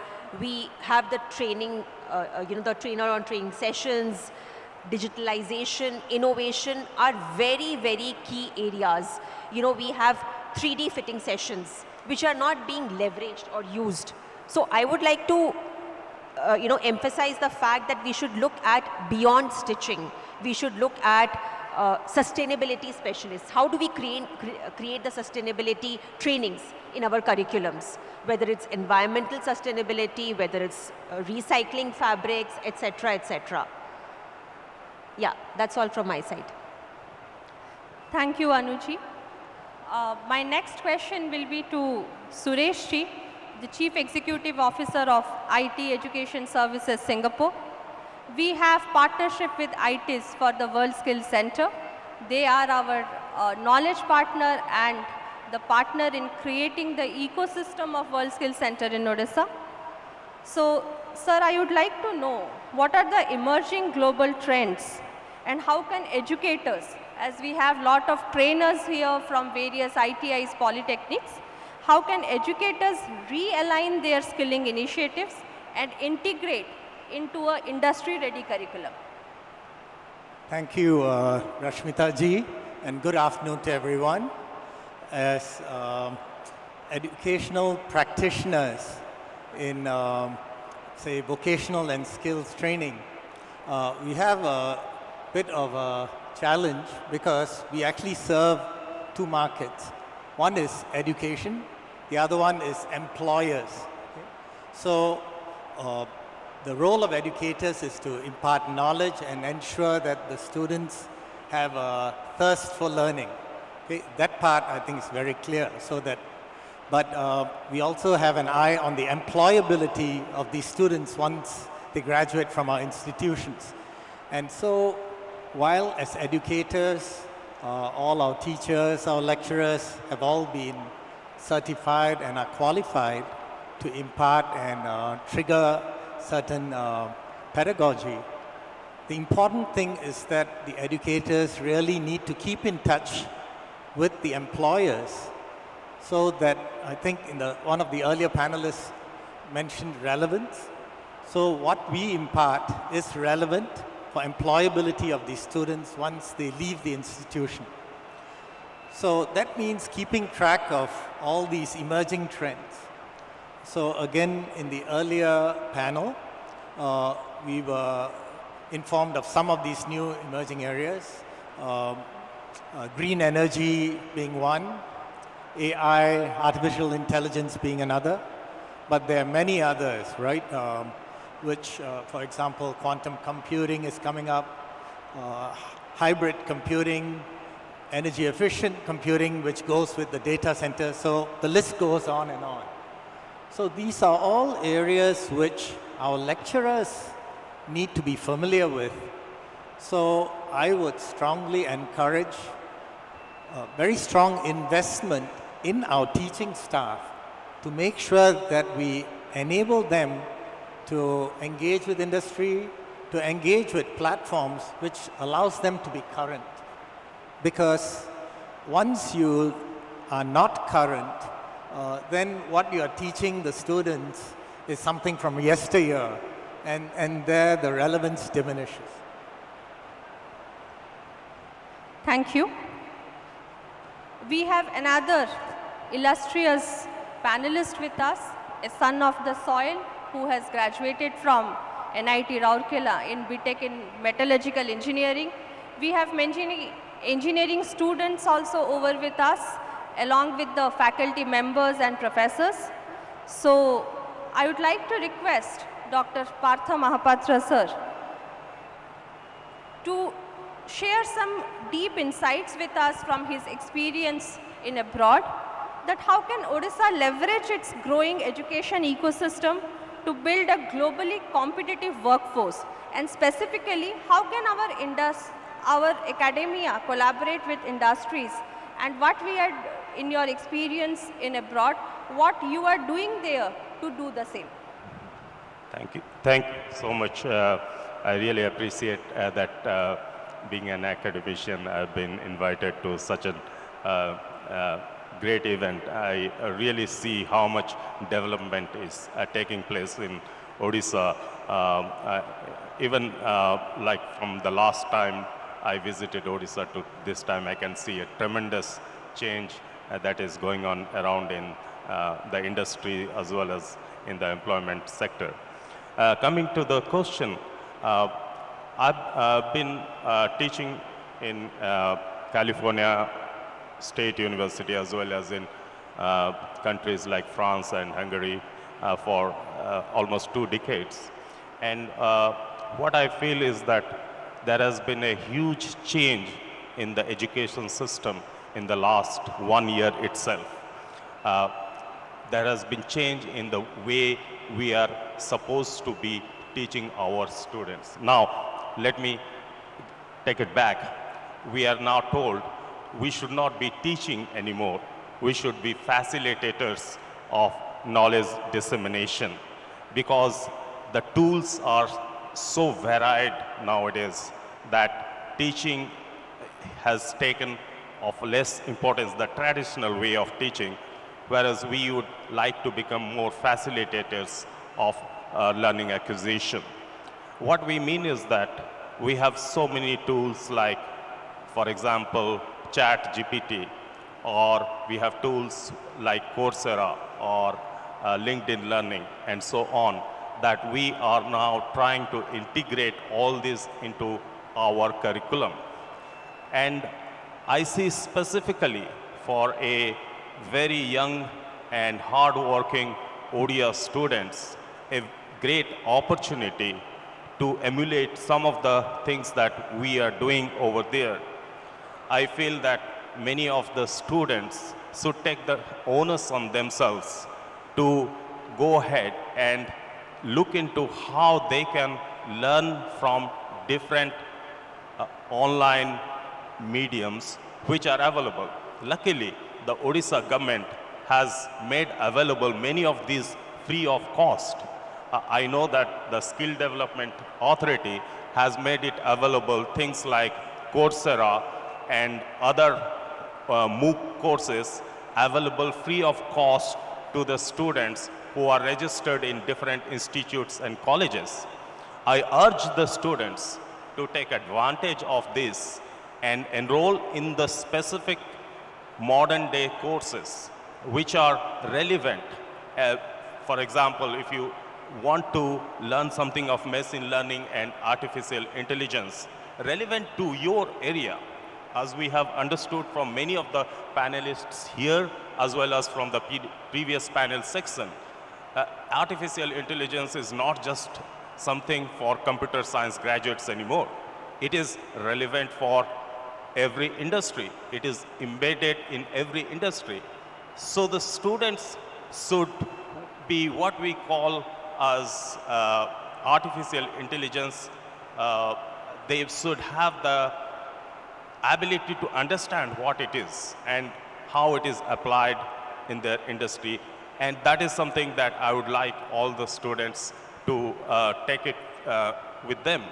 The second aspect that I see is that we have a very good entrepreneurship cell in our university, which has been fortunate to have been given a good grant from the industry. The industries, I see many of the industries being set up here are related to clean energy, sustainability, circular economy. I believe that they should be helping these entrepreneurship cells to be embedded in each and every university in the state, and that should be a greater industry academia partnership. And for example, we conduct a regular competitions among entrepreneurs, and one of the industries has come out with the waste management system competition, and that is sponsored by that particular company which is related to waste management. Now those kind of initiatives can be given, and this is especially true in India because the Indian government has made a CSR mandate of 2% contribution from the net profit for some of the companies. So I think there are ample opportunities. I'll leave it at that and pass it on because as an academician I can go on and on. So I'll leave it at that for now. Thank you. Moving from academia to the skilled migration, Ms. Dennis is head of skilled migration, Indo-German Chamber of Commerce. We had a couple of discussions with her earlier also on what are the critical skills and competencies that we should develop in our ITI students, polytechnic students, to meet the demand of German industries. We have the whole forum of students from polytechnics and ITI, World Skills Center, SDI and various other institutions along with their faculty members. We would like to know what are the critical skills you think is important so that we can fill in the gap with the German industries. Yes, thank you so much for the question. Also, thank you for the opportunity today to speak here. There are a couple of skills that are really, really crucial. The first is practical exposure. So pass-outs need to know what they need to do when they have their first day on the job, and don't need to have like an long onboarding period where they first learn how to do their job, but they should come ready from the colleges. And really important also that that is industry aligned, so that the industries are involved in the education while the education is still happening, I think. And then the second really, really important point is language.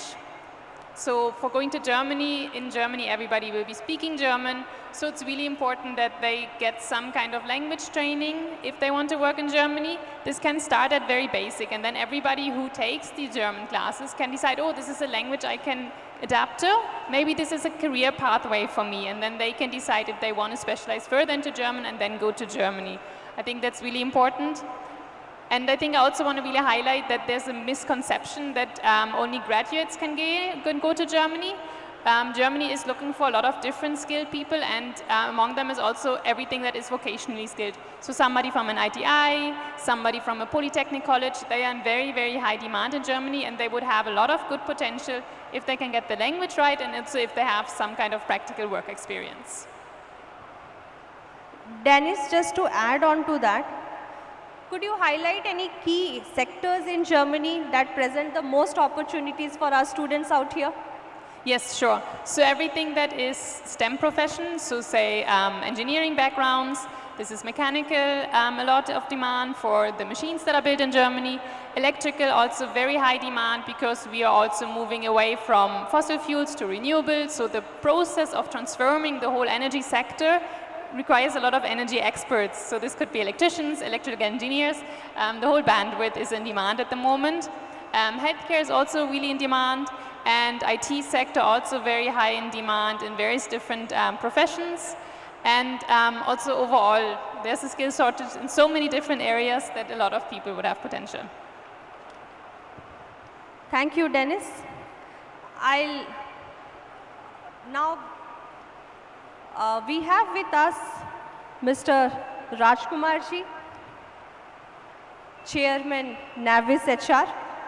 Navis is a global leader in human resources, and they do have a partnership with us in which they have trained our drivers from our training center in Chatia, Jajpur, and now they are on their way of completion of the Japanese language training in a short time frame of 4 months, and the first set of pilot batch of around 20 drivers will be soon moving to Japan for their employment opportunities. Now, having said that, could you elaborate a bit more that beyond language, what are the cross-cultural skills that are relevant for the international placements, be in Japan or elsewhere? Good afternoon. First of all, I would like to thank the Skill Development and Employment Government of Odisha for giving an opportunity to be a part of the panel for local to global. As we all know, there is a lot of changes happening globally when it comes to immigration policies and opportunities. Now, it has both sides. There are some policies which will restrict immigration from India, but that at the same time, there are a lot of more opportunities where the policies are going to be in favor of the young youth of India. Having said that, I think the shift is now more on the east when it comes for India. Countries like Japan, South Korea, of course Germany, the era is that's a aging society, and Japan is one of the leading country when it comes to aging society. The average age of India is almost 28 years, but currently the average age of Japan is 49.9, almost 50 years. 50 years is the average age of Japan, and it is expected to cross 60 years within a decade, and the peak will be, the average age of Japan will be 65 years very soon. Now this gives an opportunity for the young youth to look at countries like Japan, where resources are required in various categories. Of course, it starts from IT, and there's a lot of advanced technical expertise being done on semiconductor. There's a lot of collaboration happening between India and Japan on semiconductor. Japan is now trying to create the next generation of 2 nanometer chip, and which will be produced in mass from 2027. but the challenge is lack of resources. And because of the aging society, the next area that needs a lot of people is especially on the healthcare. A lot of people are required for caretaking to take care of the aging society of Japan. Japan has two large issues. One is the percentage of aged people or more, and not only that, most of them cross easily 100 years of their life. So this needs a lot of people on the health care. And having said that, now Japan has very openly committed on a policy telling that 8,20,000 people are required other than IT. So if it includes IT and IT related services, Japan needs 10 lakh of people by 2029, and this is committed by the government of Japan. And there is also a sort of commitment to at least take 5 to 10% of them from India. And when it comes to the skills, yes, as we all know, there's a lot of opportunity, and our young youth can really perform in these countries when it comes to technology. But what is required now is the language skills. So what we did is we created a training program where we trained, and we have sent Indian nurses to work as nurses in caretakers in Japan. If you see the percentage of Indian resources working in Japan, after IT, caretaking is the second most percentage of resources working out of Japan.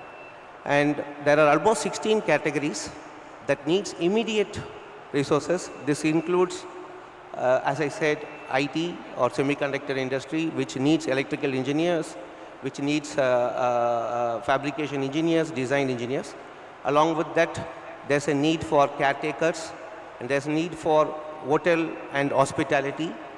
And the major problem is now in logistics. Japan, being a country of supply chain, needs a lot of people for logistics. And as Mrs. Panda mentioned now, we are very glad that we will be sending the first Indian driver from the state of Odisha. I think this is going to create an example that any sort of domain is required, at least for countries like Japan. And we are all looking forward. And the most important thing that I would like to share here is, as Mrs. Panda mentioned, they mastered the language within 4 months. They are all, most of them are drivers, so they come from diploma background. But we were surprised to see that they were able to master the language. The reason is because, as we all know, we Indians can speak more than 2 or 3 or even 4 languages. So learning a 5th language of German or Japan is not difficult for us. So I request all of the young youth to be more focused and try to get additional skills, including the technical skills that they possess. Thank you. Thank you. Sureshji,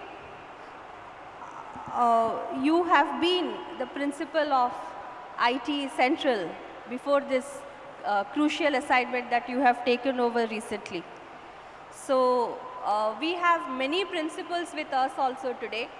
And along with the students, so I would like to know, what message would you offer to educators in our state looking to enhance placements, internships, and on-the-job training in line with global best policies? In fact, I would also like to mention that many of our students have visited through the student exchange program to your institute, IT Central in Singapore. Hence, they are always excited whenever they come back. So this is a very crucial message for our faculty members out here. Well, you know, the one thing is very clear, right? And everyone likes to travel, I think. So I can understand why the students are quite excited about traveling elsewhere. It's just part of the human experience and exchange. But coming to specifically as a vocational training institute, the segment of students that you see in vocational training varies across, but they perform an extremely important part in the overall value chain of economic activity. And so we as societies need to recognize that and accord them the appropriate recognition and respect. Only then can you have individuals aspire to take on roles and want to stay in these roles, which enables the continued growth of experience and deep expertise. In fact, I even know of some German villages where the Meister, who's a very deep skilled practical practitioner, is even called on to officiate, in wedding ceremonies and all. That's the level of social standing they have. So as a community, and I think this you see across Asia, right? Singapore's no exception. Okay, so the main thing is, as principals, as lecturers, what we need to do is emphasize to these students that what they are studying for, what they're aspiring to learn and pick up is very important. And that's where I think my earlier point on linking up with industry is very critical. Getting students direct exposure to industry practices so that they have a view of kind of their path once they leave the institution. Right? So these are all elements which I think help to contribute to students wanting to be motivated in skilling. Earlier panelists, I think a lot of comments were made on IT and advanced technology, and that's not surprising because India is so big, in fact a massive contributor globally when it comes to the IT sector. But in what we do with World Skills Center in Odisha, at least a lot of it is tied to actual hands-on practice. So it's experiential learning, which I think requires a lot of physical time on equipment to know the task and come up to certain level of competencies. So, these kinds of tasks, these skills which lead to these kinds of tasks being certified at different skill levels, in the context of this panel's topic of local versus international standards, I think the international standard really is a proxy for quality. For example, a product is made by someone somewhere. Typically, if it's made by a well-known company, internationally known brand, you'd expect at least a 1-year warranty. It's just a proxy to say that this will function effectively for at least a year without breaking down, right? That's what it means. Do we expect and demand the same kind of standards or quality from a locally made product? So that's again a proxy of the processes deployed by that company to make that product. And that's where you define the difference between a local standard and perhaps an international standard. So these are just ways in which you make those comparisons when someone says a local standard versus international standard. And of course, when it comes to skilling and internationally recognized certification, obviously it depends on your intention. If your intention is after training in this local institution, you'd like that person to go somewhere else and work internationally, then an international certification definitely helps a lot because then it's recognized for that person to be employed elsewhere. But if your intention is just to have them be employed locally, and now you're trying to bring in foreign direct investment And these are companies which may have been used to international certifications. Then your local standard being raised to that international standard also comes in very useful for them. Okay? So having these kind of proxies, which are quality standards for your training and the competency of your students who are trained, definitely become very useful. Thank you. Last but not the least, I'd like to know from Dr. Parth Mahapatra, what advice would you like to give to our young students who are aspiring to succeed in this fast-changing technology and global environment? Thank you. I love preaching to the students, so this is my opportunity. So I personally believe that the students of Odisha are one of the most hardworking, and they really like to excel in whatever they do. But now, because of the new era of education, we have to approach it in a little differently. You don't have to only do things that are done in your institute and college. Get out of it and try to learn something which your passion is about. And there are so many ways and opportunity to learn from different avenues. Apart from what I mentioned about the Coursera and other MOOC areas courses, you can also think about looking at different pathways to learn about AI. For example, both Google and Amazon, as well as Microsoft actually, all three of them have created different pathways to learn AI, and for different levels. Whichever area you are in, you may want to pursue some of it. The other thing I want to suggest is to look at some opportunity for cross-disciplinary knowledge. For example, someone who is working in the apparel industry should try to connect with some of your friends in National Institute of Fashion Technology, which is in Bhubaneshwar. So this interdisciplinary approach can be suggested by faculty, as well as if the students take their own interest to learn something from different business schools, different fashion technology institutes, and so on for the new economy, then that would be definitely good. The other last one, and there are many things that I can talk about, but just to be brief, the last one is be honest.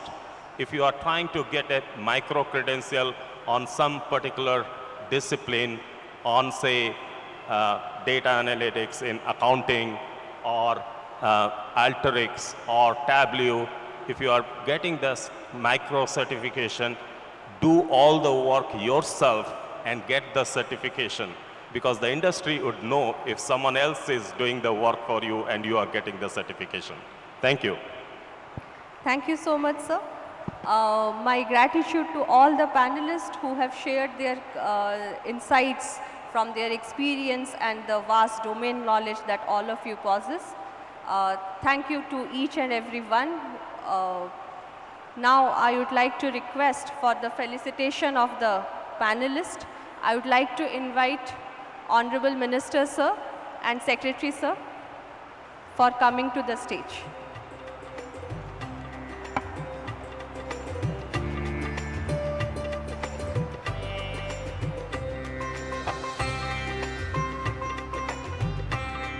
Ladies and gentlemen, requesting all of you to please put your hands together for a wonderful session that we had. Thanking our panelists and requesting Honorable Minister and Bhupinder Singh Punia sir to kindly felicitate our panelists. And would also like to thank Rashmita ma'am for wonderfully moderating the session.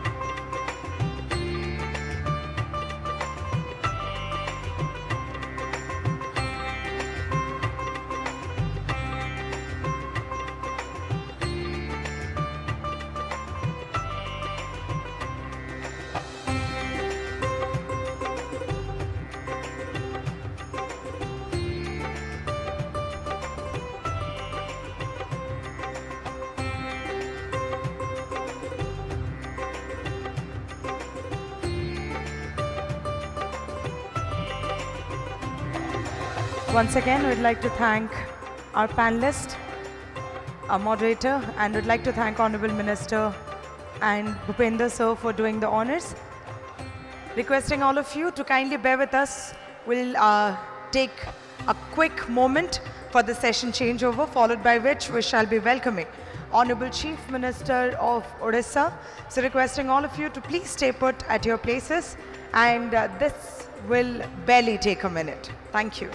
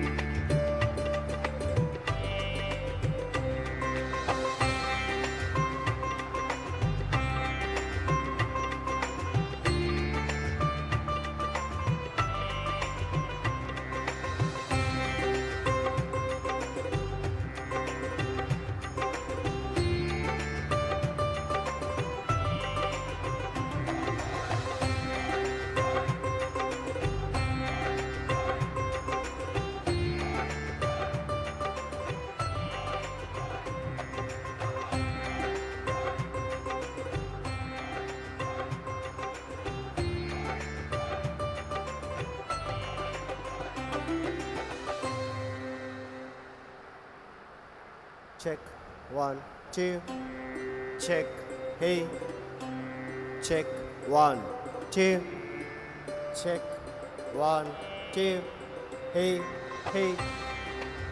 Check, 1, 2. 2. Hey.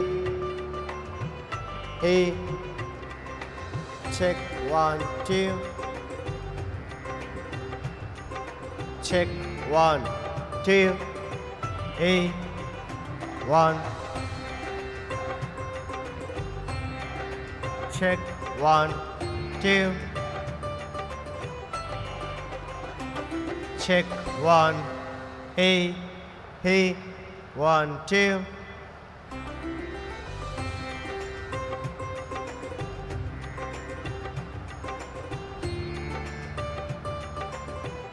Check, 1, 2. Hey, hey, 1, 2. Check, 1. Hey.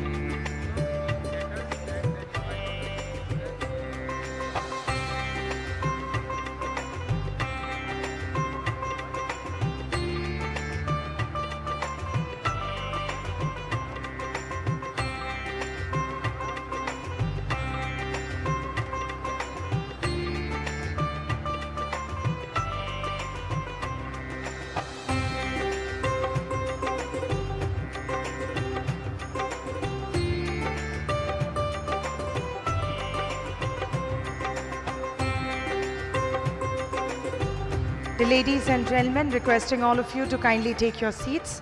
We're about to begin the most awaited session for the day.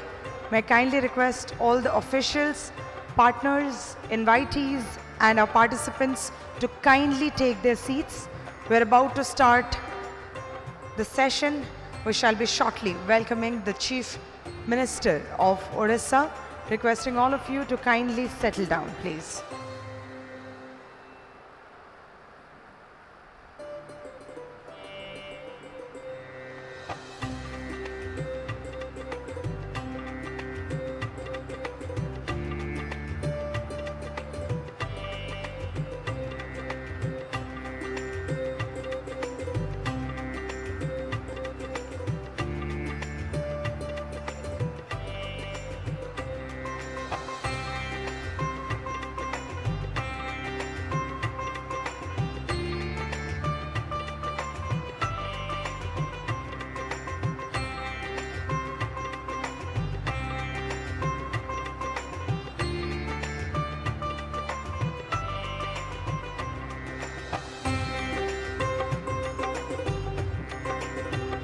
Ladies and gentlemen, requesting all of you to kindly be seated. We are about to start the next session.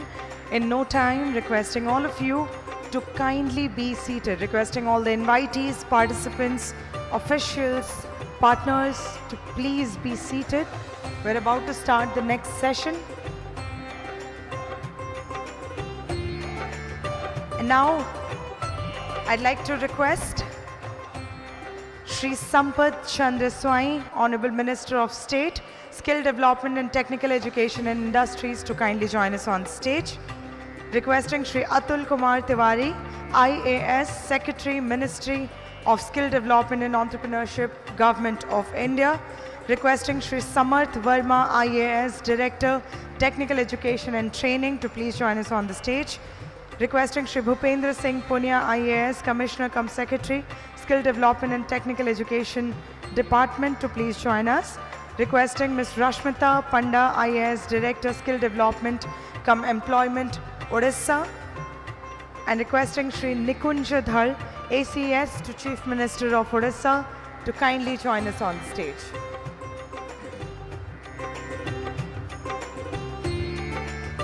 I'd like to request our dignitaries to kindly take their seats. Ladies and gentlemen, requesting all of you once again to kindly take your seats. We're about to welcome the Chief Minister of Odisha. May I kindly request all of you to please take your seats. Thank you.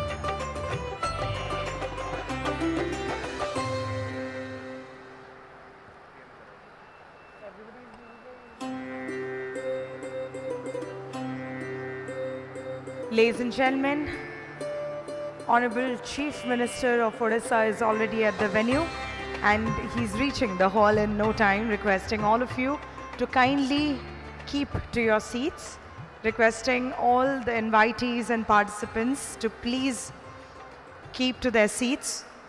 We're about to start this session. The dignitaries are seated. We're about to welcome the Chief Minister of Odisha, hence requesting all of you to kindly take your seats.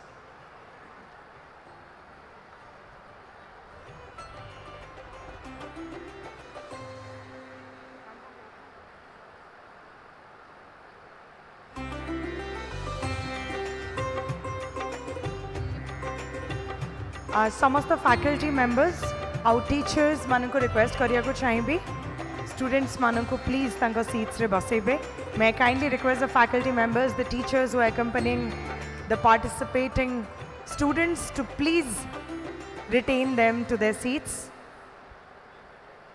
Once again requesting the teachers and the faculty members to please keep the students to their seats. We're shortly going to welcome the CM of Odisha.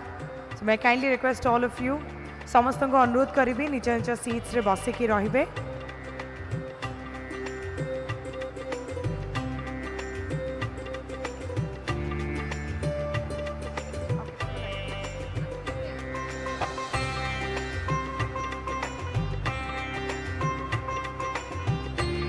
एक बार फिर से मैं सारे teachers और faculty members से request करना चाहूँगी कि प्लीज़ सारे पार्टिसिपेटिंग स्टूडेंट्स को उनके सीट्स पर ही बिठाए रखें. Requesting all the participating students and the invitees to please retain the seats.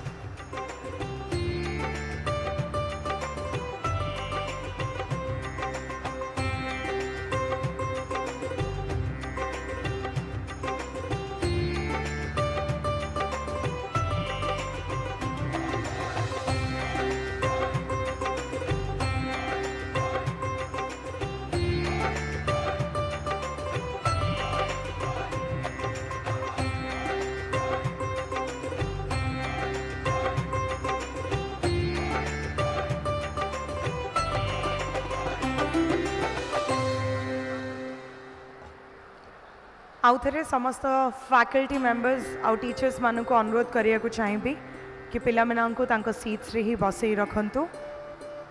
जो माने भी हॉल रे प्रेजेंट अछंती समस्त को अनुरोध करिबे निज निज सीट्स रे बसिकी रहिबा पई.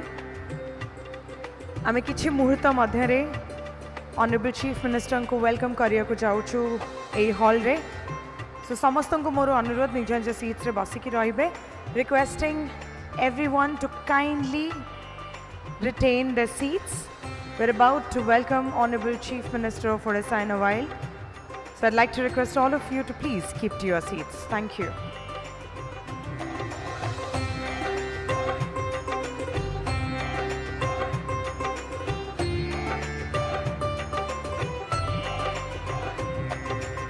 To all the participating students who are outside the hall right now, would like to announce and request all of you to please come back to the hall and take your seats again. This is for all the invitees and participants. For those who are not in the hall right now, requesting all of you to please come back and take your seats. Thank you.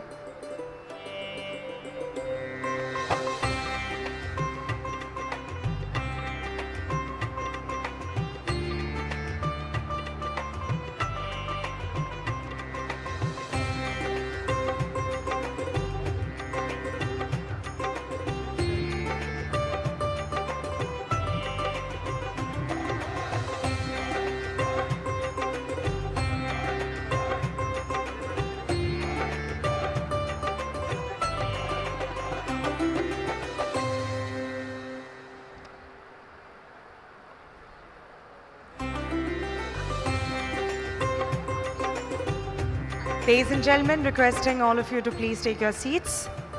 Hall pachre jo mama ne achanti tanko anurodh karibe niज निज seats nei jibe. Requesting all the students to please take your seats. समस्त students मानन को अनुरोध करिया को चाहिए निज निज सीट्स नहीं नेबे. Requesting all the faculty members and teachers to please ensure that the students are seated.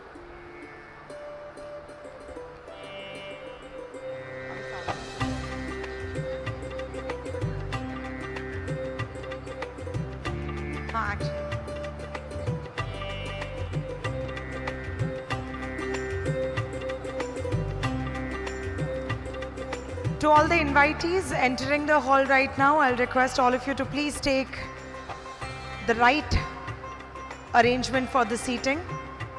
Please kindly take the seats on my right. जो मैंने बेबे हॉल को एंटर करछन्ती तांको अनुरोध करिबी स्टेज रो राइट साइड रो सीटिंग अरेंजमेंट रे निज निज seats नबा को. Honorable Chief Minister of Odisha is arriving in a minute from now. May I kindly request everybody in the hall to please take their seats. The dignitaries have joined us on the stage. I'd like to request the gathering today to kindly take their seats and get settled. Once again, requesting the faculty members and teachers to please make sure that the students are at the seats. जो लोग भी hall के पीछे हैं, मैं उनसे दरख्वास्त करना चाहूँगी, प्लीज़ अपने seats ले लें. Requesting all of you to kindly take your seats. We're about to welcome Honorable Chief Minister of Odisha in a minute from now. Hence, requesting all of you to please take your seats.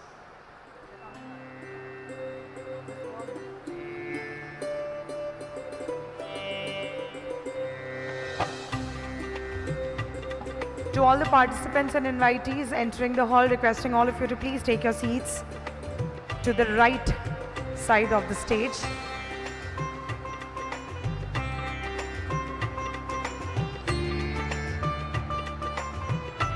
Ladies and gentlemen, Honorable Chief Minister of Odisha, Shri Mohan Charan Machi has arrived with us.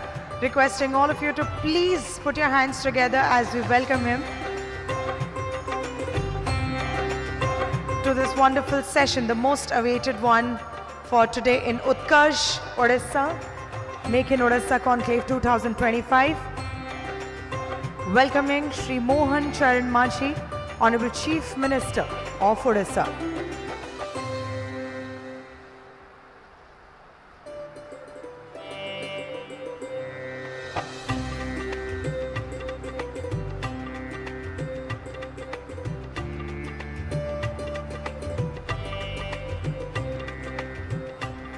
Thank you, ladies and gentlemen. Requesting all of you to kindly take your seats.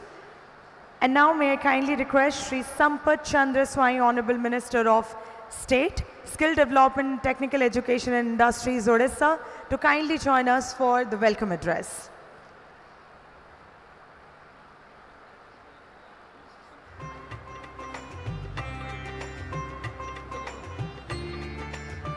And before the welcome address, requesting Honorable Minister to please present a small token of welcoming to Honorable Chief Minister of Odisha.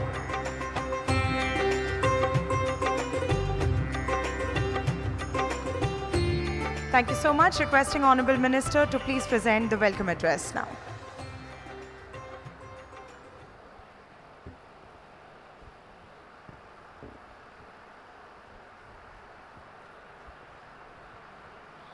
जय Jagannath. Honorable Chief Minister of Odisha, Shri Mohan Charan Machi ji, Secretary, Minister of Skill Development and Entrepreneurship, Government of India, Shri Atul Tiwari ji, SCS to Chief Minister, Shri Nikunj Dhalo ji, Commissioner cum Secretary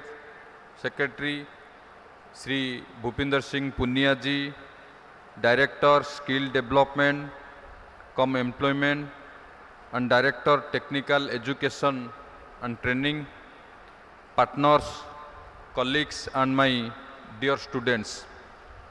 At the outset, I would like to thank the Honorable Chief Minister for his gracious presence and exemplary leadership that has steered our state toward growth and progress. Skilling is the backbone of the economy, not just an input for economic growth but a determinant of its pace and sustainability. Odisha is fully prepared to meet the emerging skill demand across various sectors, setting benchmarks in quality and innovation. Today we had two very insightful sessions. The first session on skilling for Viksit Odisha 2036 and Viksit Bharat 2047 saw the participation of Air Marshal Retired K. Anant Raman, Head of Vice President GMR Aero Academy, Sri Manish Prasad, President and MD, SAP India, Sri Narahari N, Chief Operating Officer, Aditya Birla Fashion and Retail Limited, Sri Prashant Chobe, President Business Development, Abada Group, Sri Sandeep Dheer, CEO, Tata Steel Technical Service. The second session on Skilled in Odisha, Local to Global, witnessed the participation of Dr. Anu Arora, Director, Trimetro Garments, EPIC Group, Ms. Dinesh Ekron, Head Skill Migration, Indo-German Chamber of Commerce, Sri Patha Mahapatra, Associate Professor, College of Business Administration, California State University, Sri Suresh Natarajan, CEO, ITES Singapore, Sri Rajkumar Sambandam, Chairman, Navis HR. The discussions explored the growing demand for skilled workforce globally, Odisha's experiences and the roadmap to build globally competitive talent pool. We have noted the valuable suggestions and ideas shared during these sessions and will work on a comprehensive plan to convert them into actionable outcomes. We are also glad to have with us Secretary, Ministry of Skill Development and Entrepreneurship. I am sure in the coming times we will work together to make India the skill capital. Today, Odisha is recognized as a leader in skill development. We are creating world-class skill center, partnering with top-tier industry leaders and implementing innovative programs for meaningful employment and economic self-reliance. Under the guidance of Honorable Prime Minister and Honorable Chief Minister, skill development remains a core priority and a driver of socio-economic transformation. As Odisha approaches its centenary celebration in 2036, our vision aligns with the national goal of a Viksit Bharat 2047. By nurturing talent, fostering entrepreneurship, and ensuring sustainable employment, Odisha will significantly contribute to this national vision. We look forward to continued support from our industry partners and reaffirm our commitment to meet the evolving demands for skilled human resource. Thank you. Bande Utkal Janani.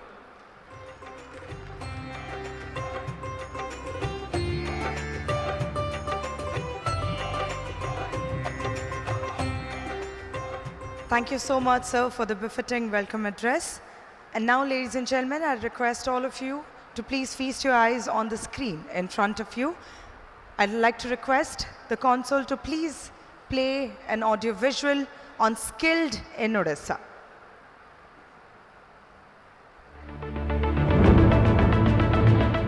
Odisha, a land of vibrant culture and dynamic growth, is charting a transformative journey through skill development. From an agrarian economy to a diversified industrial hub, the state has embraced change with a robust skilling ecosystem at its core. Under the visionary leadership of Honorable Prime Minister Shri Narendra Modi, India is on the path to achieving Viksit Bharat 2047, setting global benchmarks in technology, sustainability and innovation while emphasizing on skilling, reskilling and upskilling.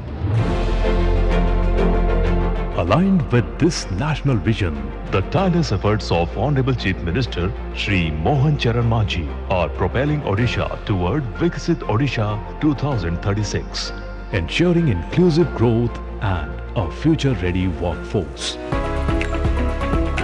Today, Odisha boasts 8 ITIs ranked among the top 100 in India and cutting-edge facilities across all government ITIs and polytechnics. Over 32,000 students annually gain expertise in emerging trades, setting a benchmark in vocational education.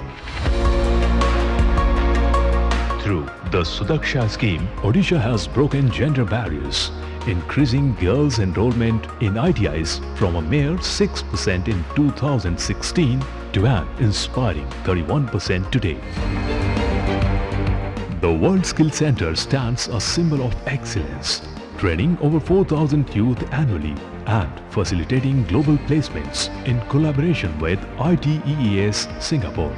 Centers of excellence in futuristic fields like artificial intelligence, cybersecurity and cloud computing are shaping a workforce ready for Industry 4.0.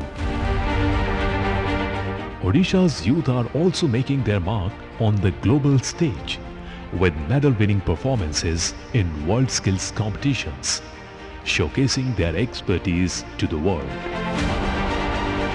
We have laid a strong foundation for becoming the skill capital for the world. Odisha aims at setting the stage for a collaborative vision of workforce-led industrial growth. Odisha is not just preparing for the future, it is creating one. Invest in Odisha, invest in skills, invest in future.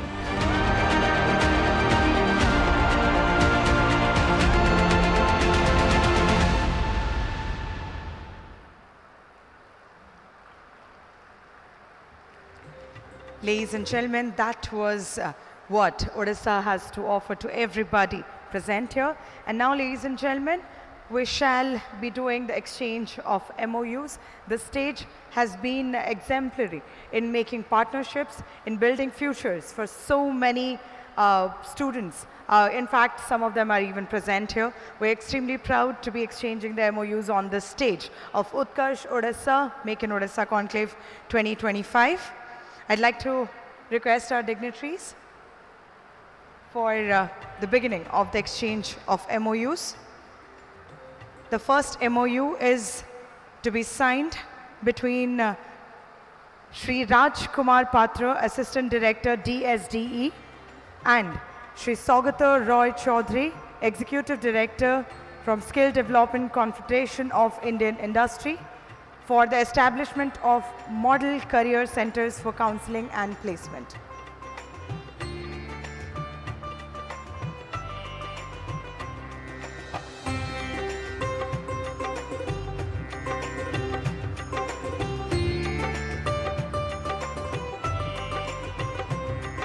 Requesting our dignitaries to kindly step forward.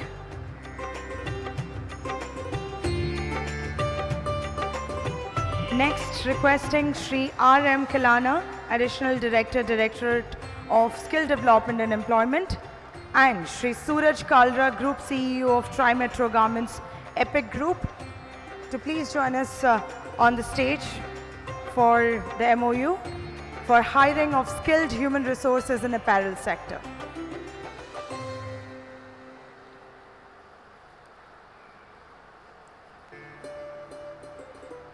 And ladies and gentlemen, for the next MOU, I'd like to request Ms. Rashmita Panda, IAS Director, Skill Development cum Employment, Shri Sanjeev Pradhan, Deputy Director, Directorate of Skill Development and Employment, and Shri Manish Prasad, President and Managing Director, SAP India, and Vice President, SAP India, to please join us on the stage, along with Shri Sahad, MD, Electro-Mech Enterprise Private Limited, authorized partner of SAP, to please join us on the stage for the MOU of SAP certification for students of higher education and higher technical education.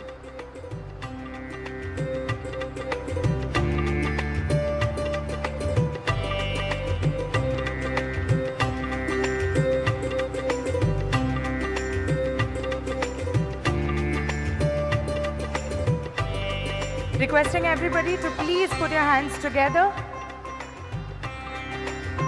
Like we all know, this is where the futures get shaped, and indeed a moment for all of us to put in our appreciation together.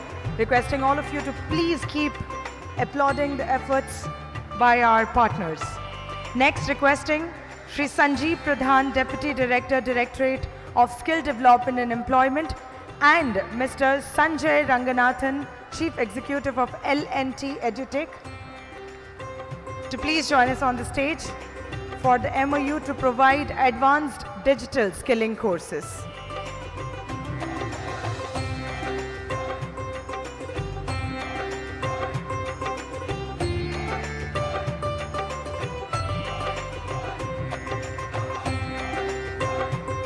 Once again, I'd like to request all of you to please keep putting your hands together. Next, requesting Ms. Rashmita Panda, IAS Director, Skill Development cum Employment, Shri Samarth Verma, IAS Director, Technical Education and Training, and Shri Indrajit Mukherjee, Vice Chairman, TechSMACO, to please join us on the stage for the MOU of Knowledge Partner for Training and Development in Steel Foundry related courses. Can you please have Shri Indrajit Mukherjee, Vice Chairman, TechSMACO, joining us on the stage.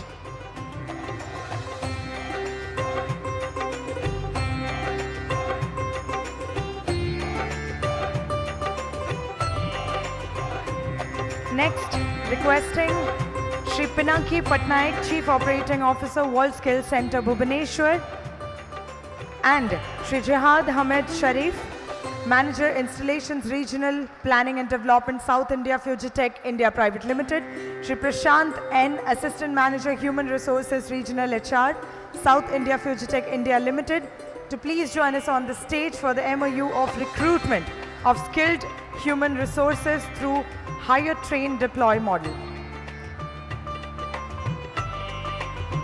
Ladies and gentlemen, it's a constant reminder for all of us that this is where the future is getting shaped. This is the moment where we really need to appreciate by putting our hands together. आप सबसे मेरी दरख्वास्त है तालियां बजती रहनी चाहिए. May I kindly request all of you to please keep applauding the efforts. Next, requesting Ms.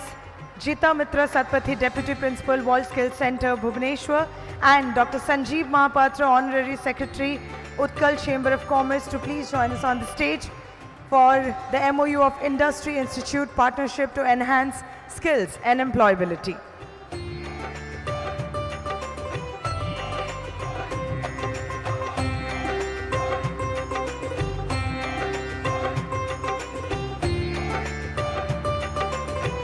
Next, requesting Professor Vibhuti Bhushan Biswal, Vice Chancellor, OUTR, and Shri Terence Miranda, Managing Director, Philips Machine Tools India Private Limited, to please join us on the stage for the MOU of establishment of Center of Excellence in Digital Manufacturing Technology.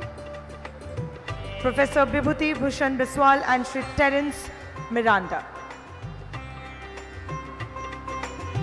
Ladies and gentlemen, for the next MOU, requesting Ms. Renu Prabha Naik, Registrar, OUTR, and Professor Daya Nidhi Mishra, Director, Planning, Monitoring, Evaluation, OUAT, to please join us on the stage for the MOU for sharing of laboratory facilities for research in renewable energy, artificial intelligence, and robotics in agriculture. Ms. Renu Prabha Naik and Professor Daya Nidhi Mishra.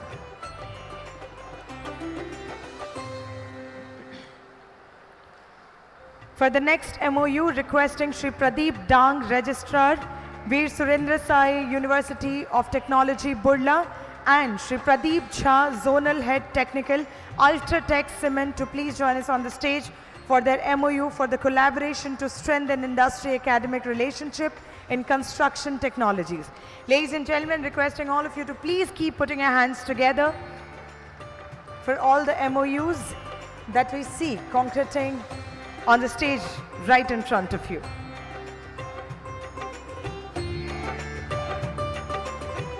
For the next MOU, requesting Professor Amir Kumar Rath, Vice Chancellor, BPUT, Rourkela, Dr. Bidyadhar Sahu, Director, IGIT, Sarang, and Shri Terence Miranda, Managing Director, Philips Machine Tools India Private Limited, and Shri Manoj Kumar Das, Managing Director and CEO, Embasys Innovative Technologies Private Limited, for the MOU for the establishment of Center of Excellence on Simulation and Modeling.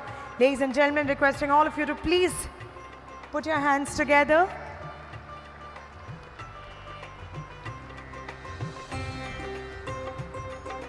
Next, requesting Professor Amir Kumar Rath, Biju Patnaik University of Technology, Rourkela, and Shri Pradeep Jha, Zonal Head Technical, Ultratech Cement Limited, to please join us on the stage for their MOU on establishment of Center of Excellence on Civil Engineering. requesting Professor Amya Kumar Rath and Shri Pradeep Jha. तालियां बजती रहनी चाहिए, ladies and gentlemen. Requesting all of you once again for a thunderous applause. Next, requesting Shri Samarth Verma, IAS, Director, Technical Education and Training, and Shri Mandar Natu, Sustainability Project Manager, Siemens India, and Shri Digvijay Rajput, GIZ India, to please come forward for the MOU for implementation of IGNITE programs in IITs. This is the MOUs for implementation of IGNITE program in ITIs, requesting all of you to please put your hands together. Next, requesting Shri P.K. Behra, Principal, Madhusudan ITI Chaudhar, and Shri Satwik Swai to please join us on the stage for the introduction of dual system of training in ITIs. Also requesting Shri Sanjeev Rai Singh, Principal ITI Cuttack, and Shri Satwik Swai, OASME Council for Engineering and Technology Cuttack next.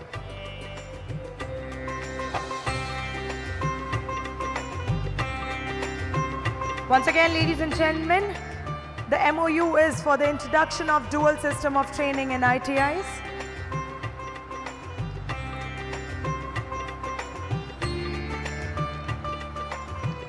Thank you so much.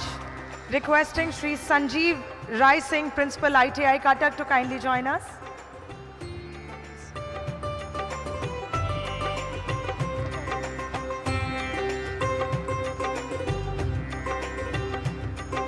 Requesting Shri Satwik Swai to please be with us on the stage. Mr. Satwik Swai. Next, requesting Dr. Hrishikesh Mohanty, Principal, Bose, Cuttack, and Dr. Bijay Kumar Sahu, Senior Regional Manager, NRDC, Government of India, to please join us on the stage for the next MOU. Ladies and gentlemen, requesting all of you to please keep putting your hands together in appreciation for all the MOUs between the departments and the industry partners to strengthen the future of Odisha. Next, requesting Dr. Hrishikesh Mohanty and Dr. Bijay Kumar Sahu for the MOU for providing IP and innovation value addition services to ITI and Polytechnic students. Requesting all of you to please keep applauding, ladies and gentlemen. Next, requesting Shri Ajay Kumar Panda, Joint Director, DTET, and Shri Mandar Natu, Sustainability Project Manager, Siemens India, to please join us on the stage for the MOU of facilitating industry-oriented green skilling and improving female participation in vocational training.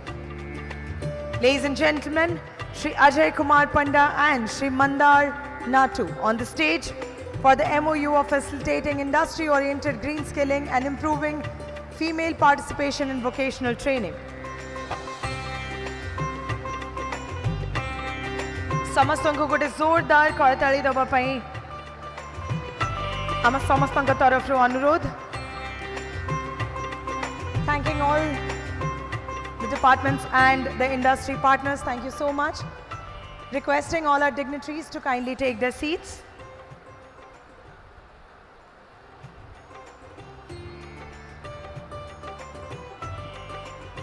And now, ladies and gentlemen, it's time for the most awaited address for the day. It's time that we invite and request Shri Mohan Charan Majhi, Honorable Chief Minister of Odisha, to please join us for his kind address for the gathering.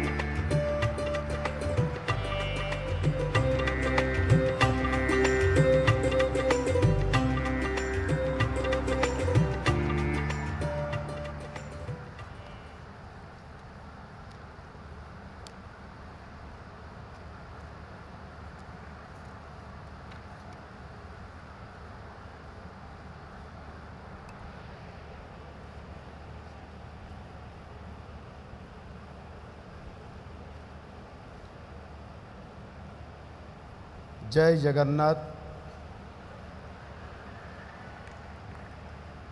Honorable Minister Sri Sampad Chandra Swai, Union Secretary, Ministry of Skill Development and Entrepreneurship Sri Atul Kumar Tiwari ji, Additional Chief Secretary Sri Nikunj Bihari Dhal, Commissioner cum Secretary SD and Technical Education Department Sri Bhupendra Singh Punia, Director Skill Development and Employment Ms. Rashmita Panda, Director Technical Education of Training Sri Samarth Burma, panelists present here for this plenary session, industry captains, business leaders, esteemed panelists, distinguished guests and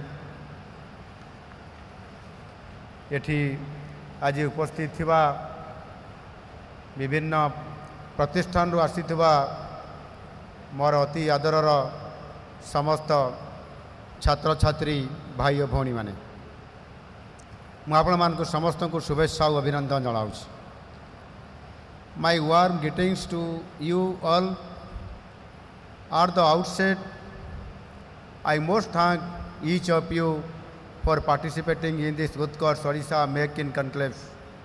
Your participation and upcoming projects will add not only to the progress of the state but also add value to your own respective organizations.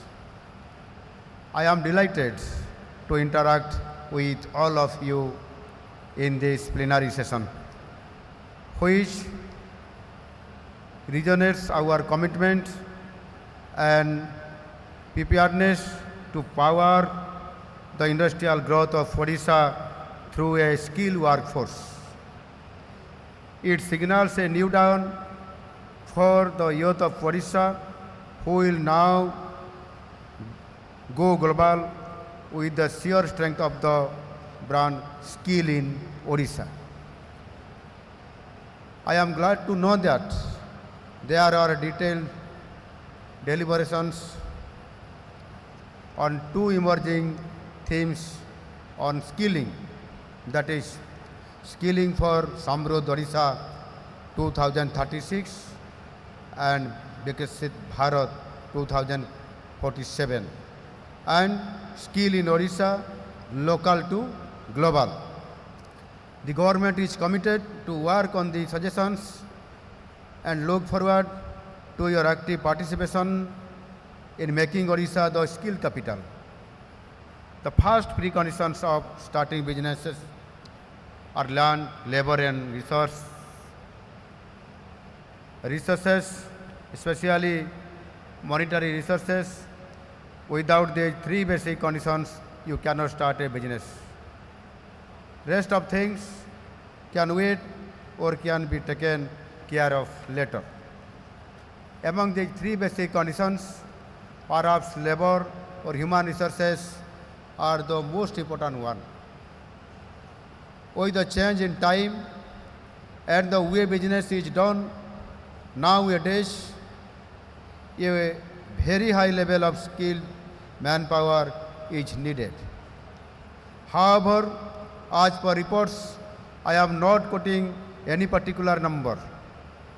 You are well aware of it that a large number of our skilled youths who are graduates with technical degrees are unemployable. Even if industry wants to offer jobs, there are not enough skilled people out there to grab the opportunity. Hence, we need a workforce not only skilled enough but also should be industry ready. In order to fill this gap, in the last budget, under the guidance of Honorable Prime Minister Shri Narendra Modi ji, an internship program was initiated. PM Internship scheme is a remarkable initiative launched by the Indian government designed to provide valuable internship opportunities for the US of India.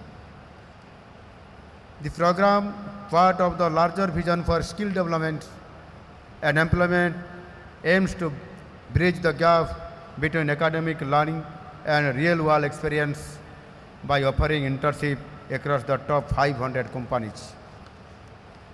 This initiative not only gives interns hands-on experience in their fields, but also equips them with the skill and insights needed to build successful careers in the public sector. In 5 years, 1 crore youth will be made industry ready through this hands-on program. In the words of Honorable Prime Minister himself, skill development and employment are crucial need in India. Our government is consistently working in this direction. Through our own Skill in Odisha initiative, we are equipping our youth with job-ready skill that meet global standards. A highlight of this endeavor is the World Skill Center Bhubaneshwar, established in collaboration with ITES Singapore, which focus on technical expertise, soft skill and cultural adaptability.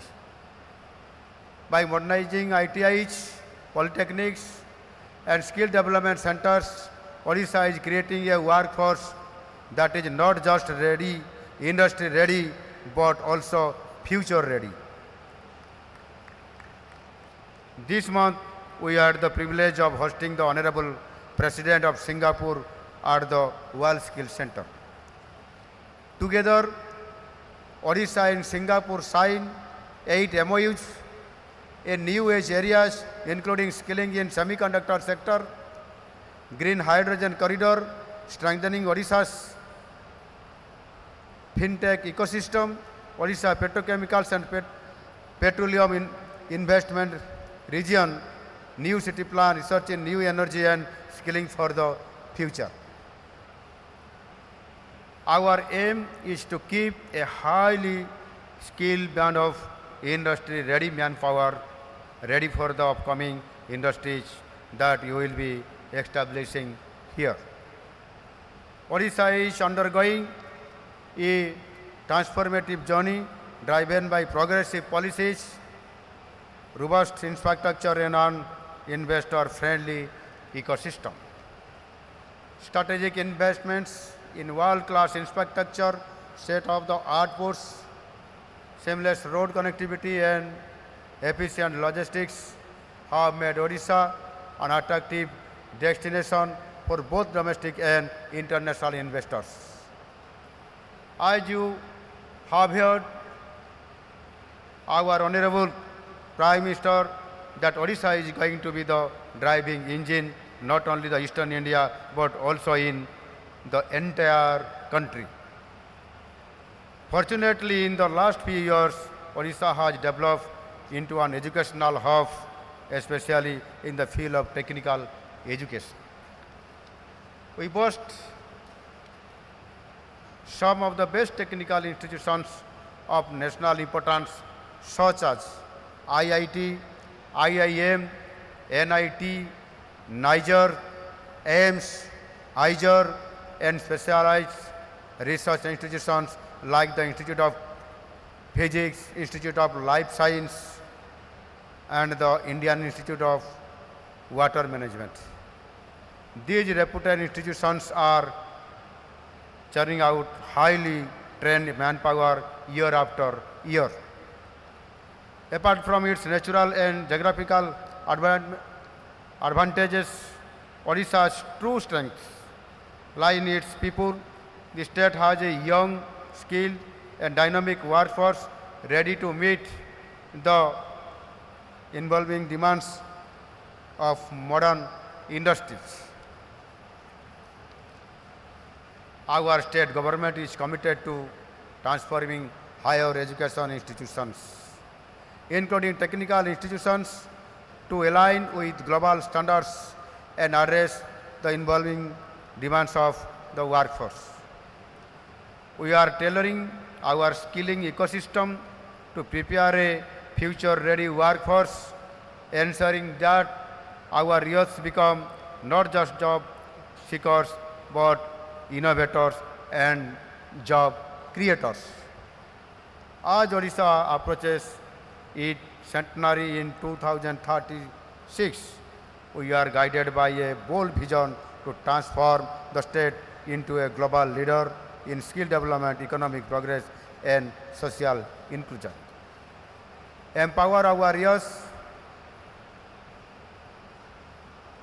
with the skills, opportunities, and confidence to thrive in a rapidly evolving global economy is central to this vision. I call upon industry leaders from India and around the globe to invest in Odisha and be a partner of our Skill in Odisha program. Together, let us build a future that reflects the potential, resilience, and excellence of Odisha. Thank you. Bande Utkarsh Janani, Bharat Mata Ki Jai.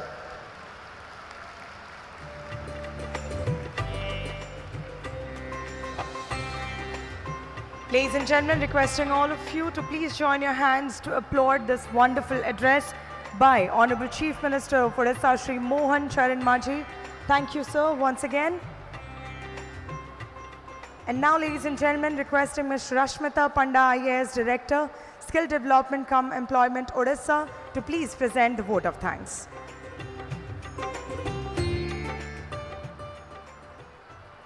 Namaskar and good afternoon.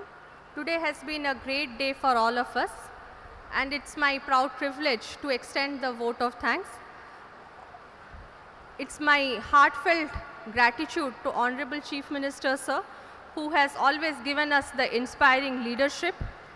Our Honorable Minister, Skill Development and Technical Education and Industries, who has always given his support and encouragement to the whole team. Secretary, Ministry of Skill Development and Entrepreneurship. Additional Chief Secretary to Honorable Chief Minister, sir. Secretary, Skill Development and Technical Education Department. My colleague, Samarth. My whole team of Skill Development and Technical Education Department, who has been instrumental in helping us for organizing. All the industry leaders, captains, and the eminent panelists who have come and joined hands with us today. All our faculty members of ITI polytechnics and the various engineering colleges, delegates, media representatives. It has been a momentous occasion for all of us, and I thank each and everyone from the core of my heart. Thank you.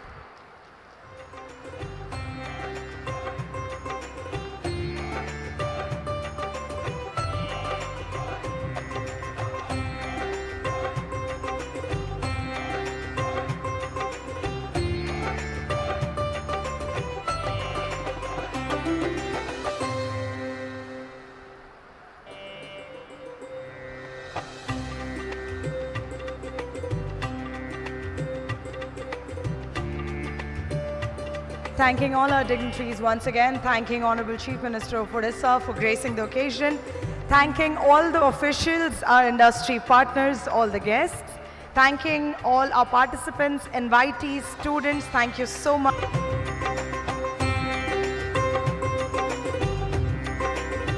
Requesting all of you to please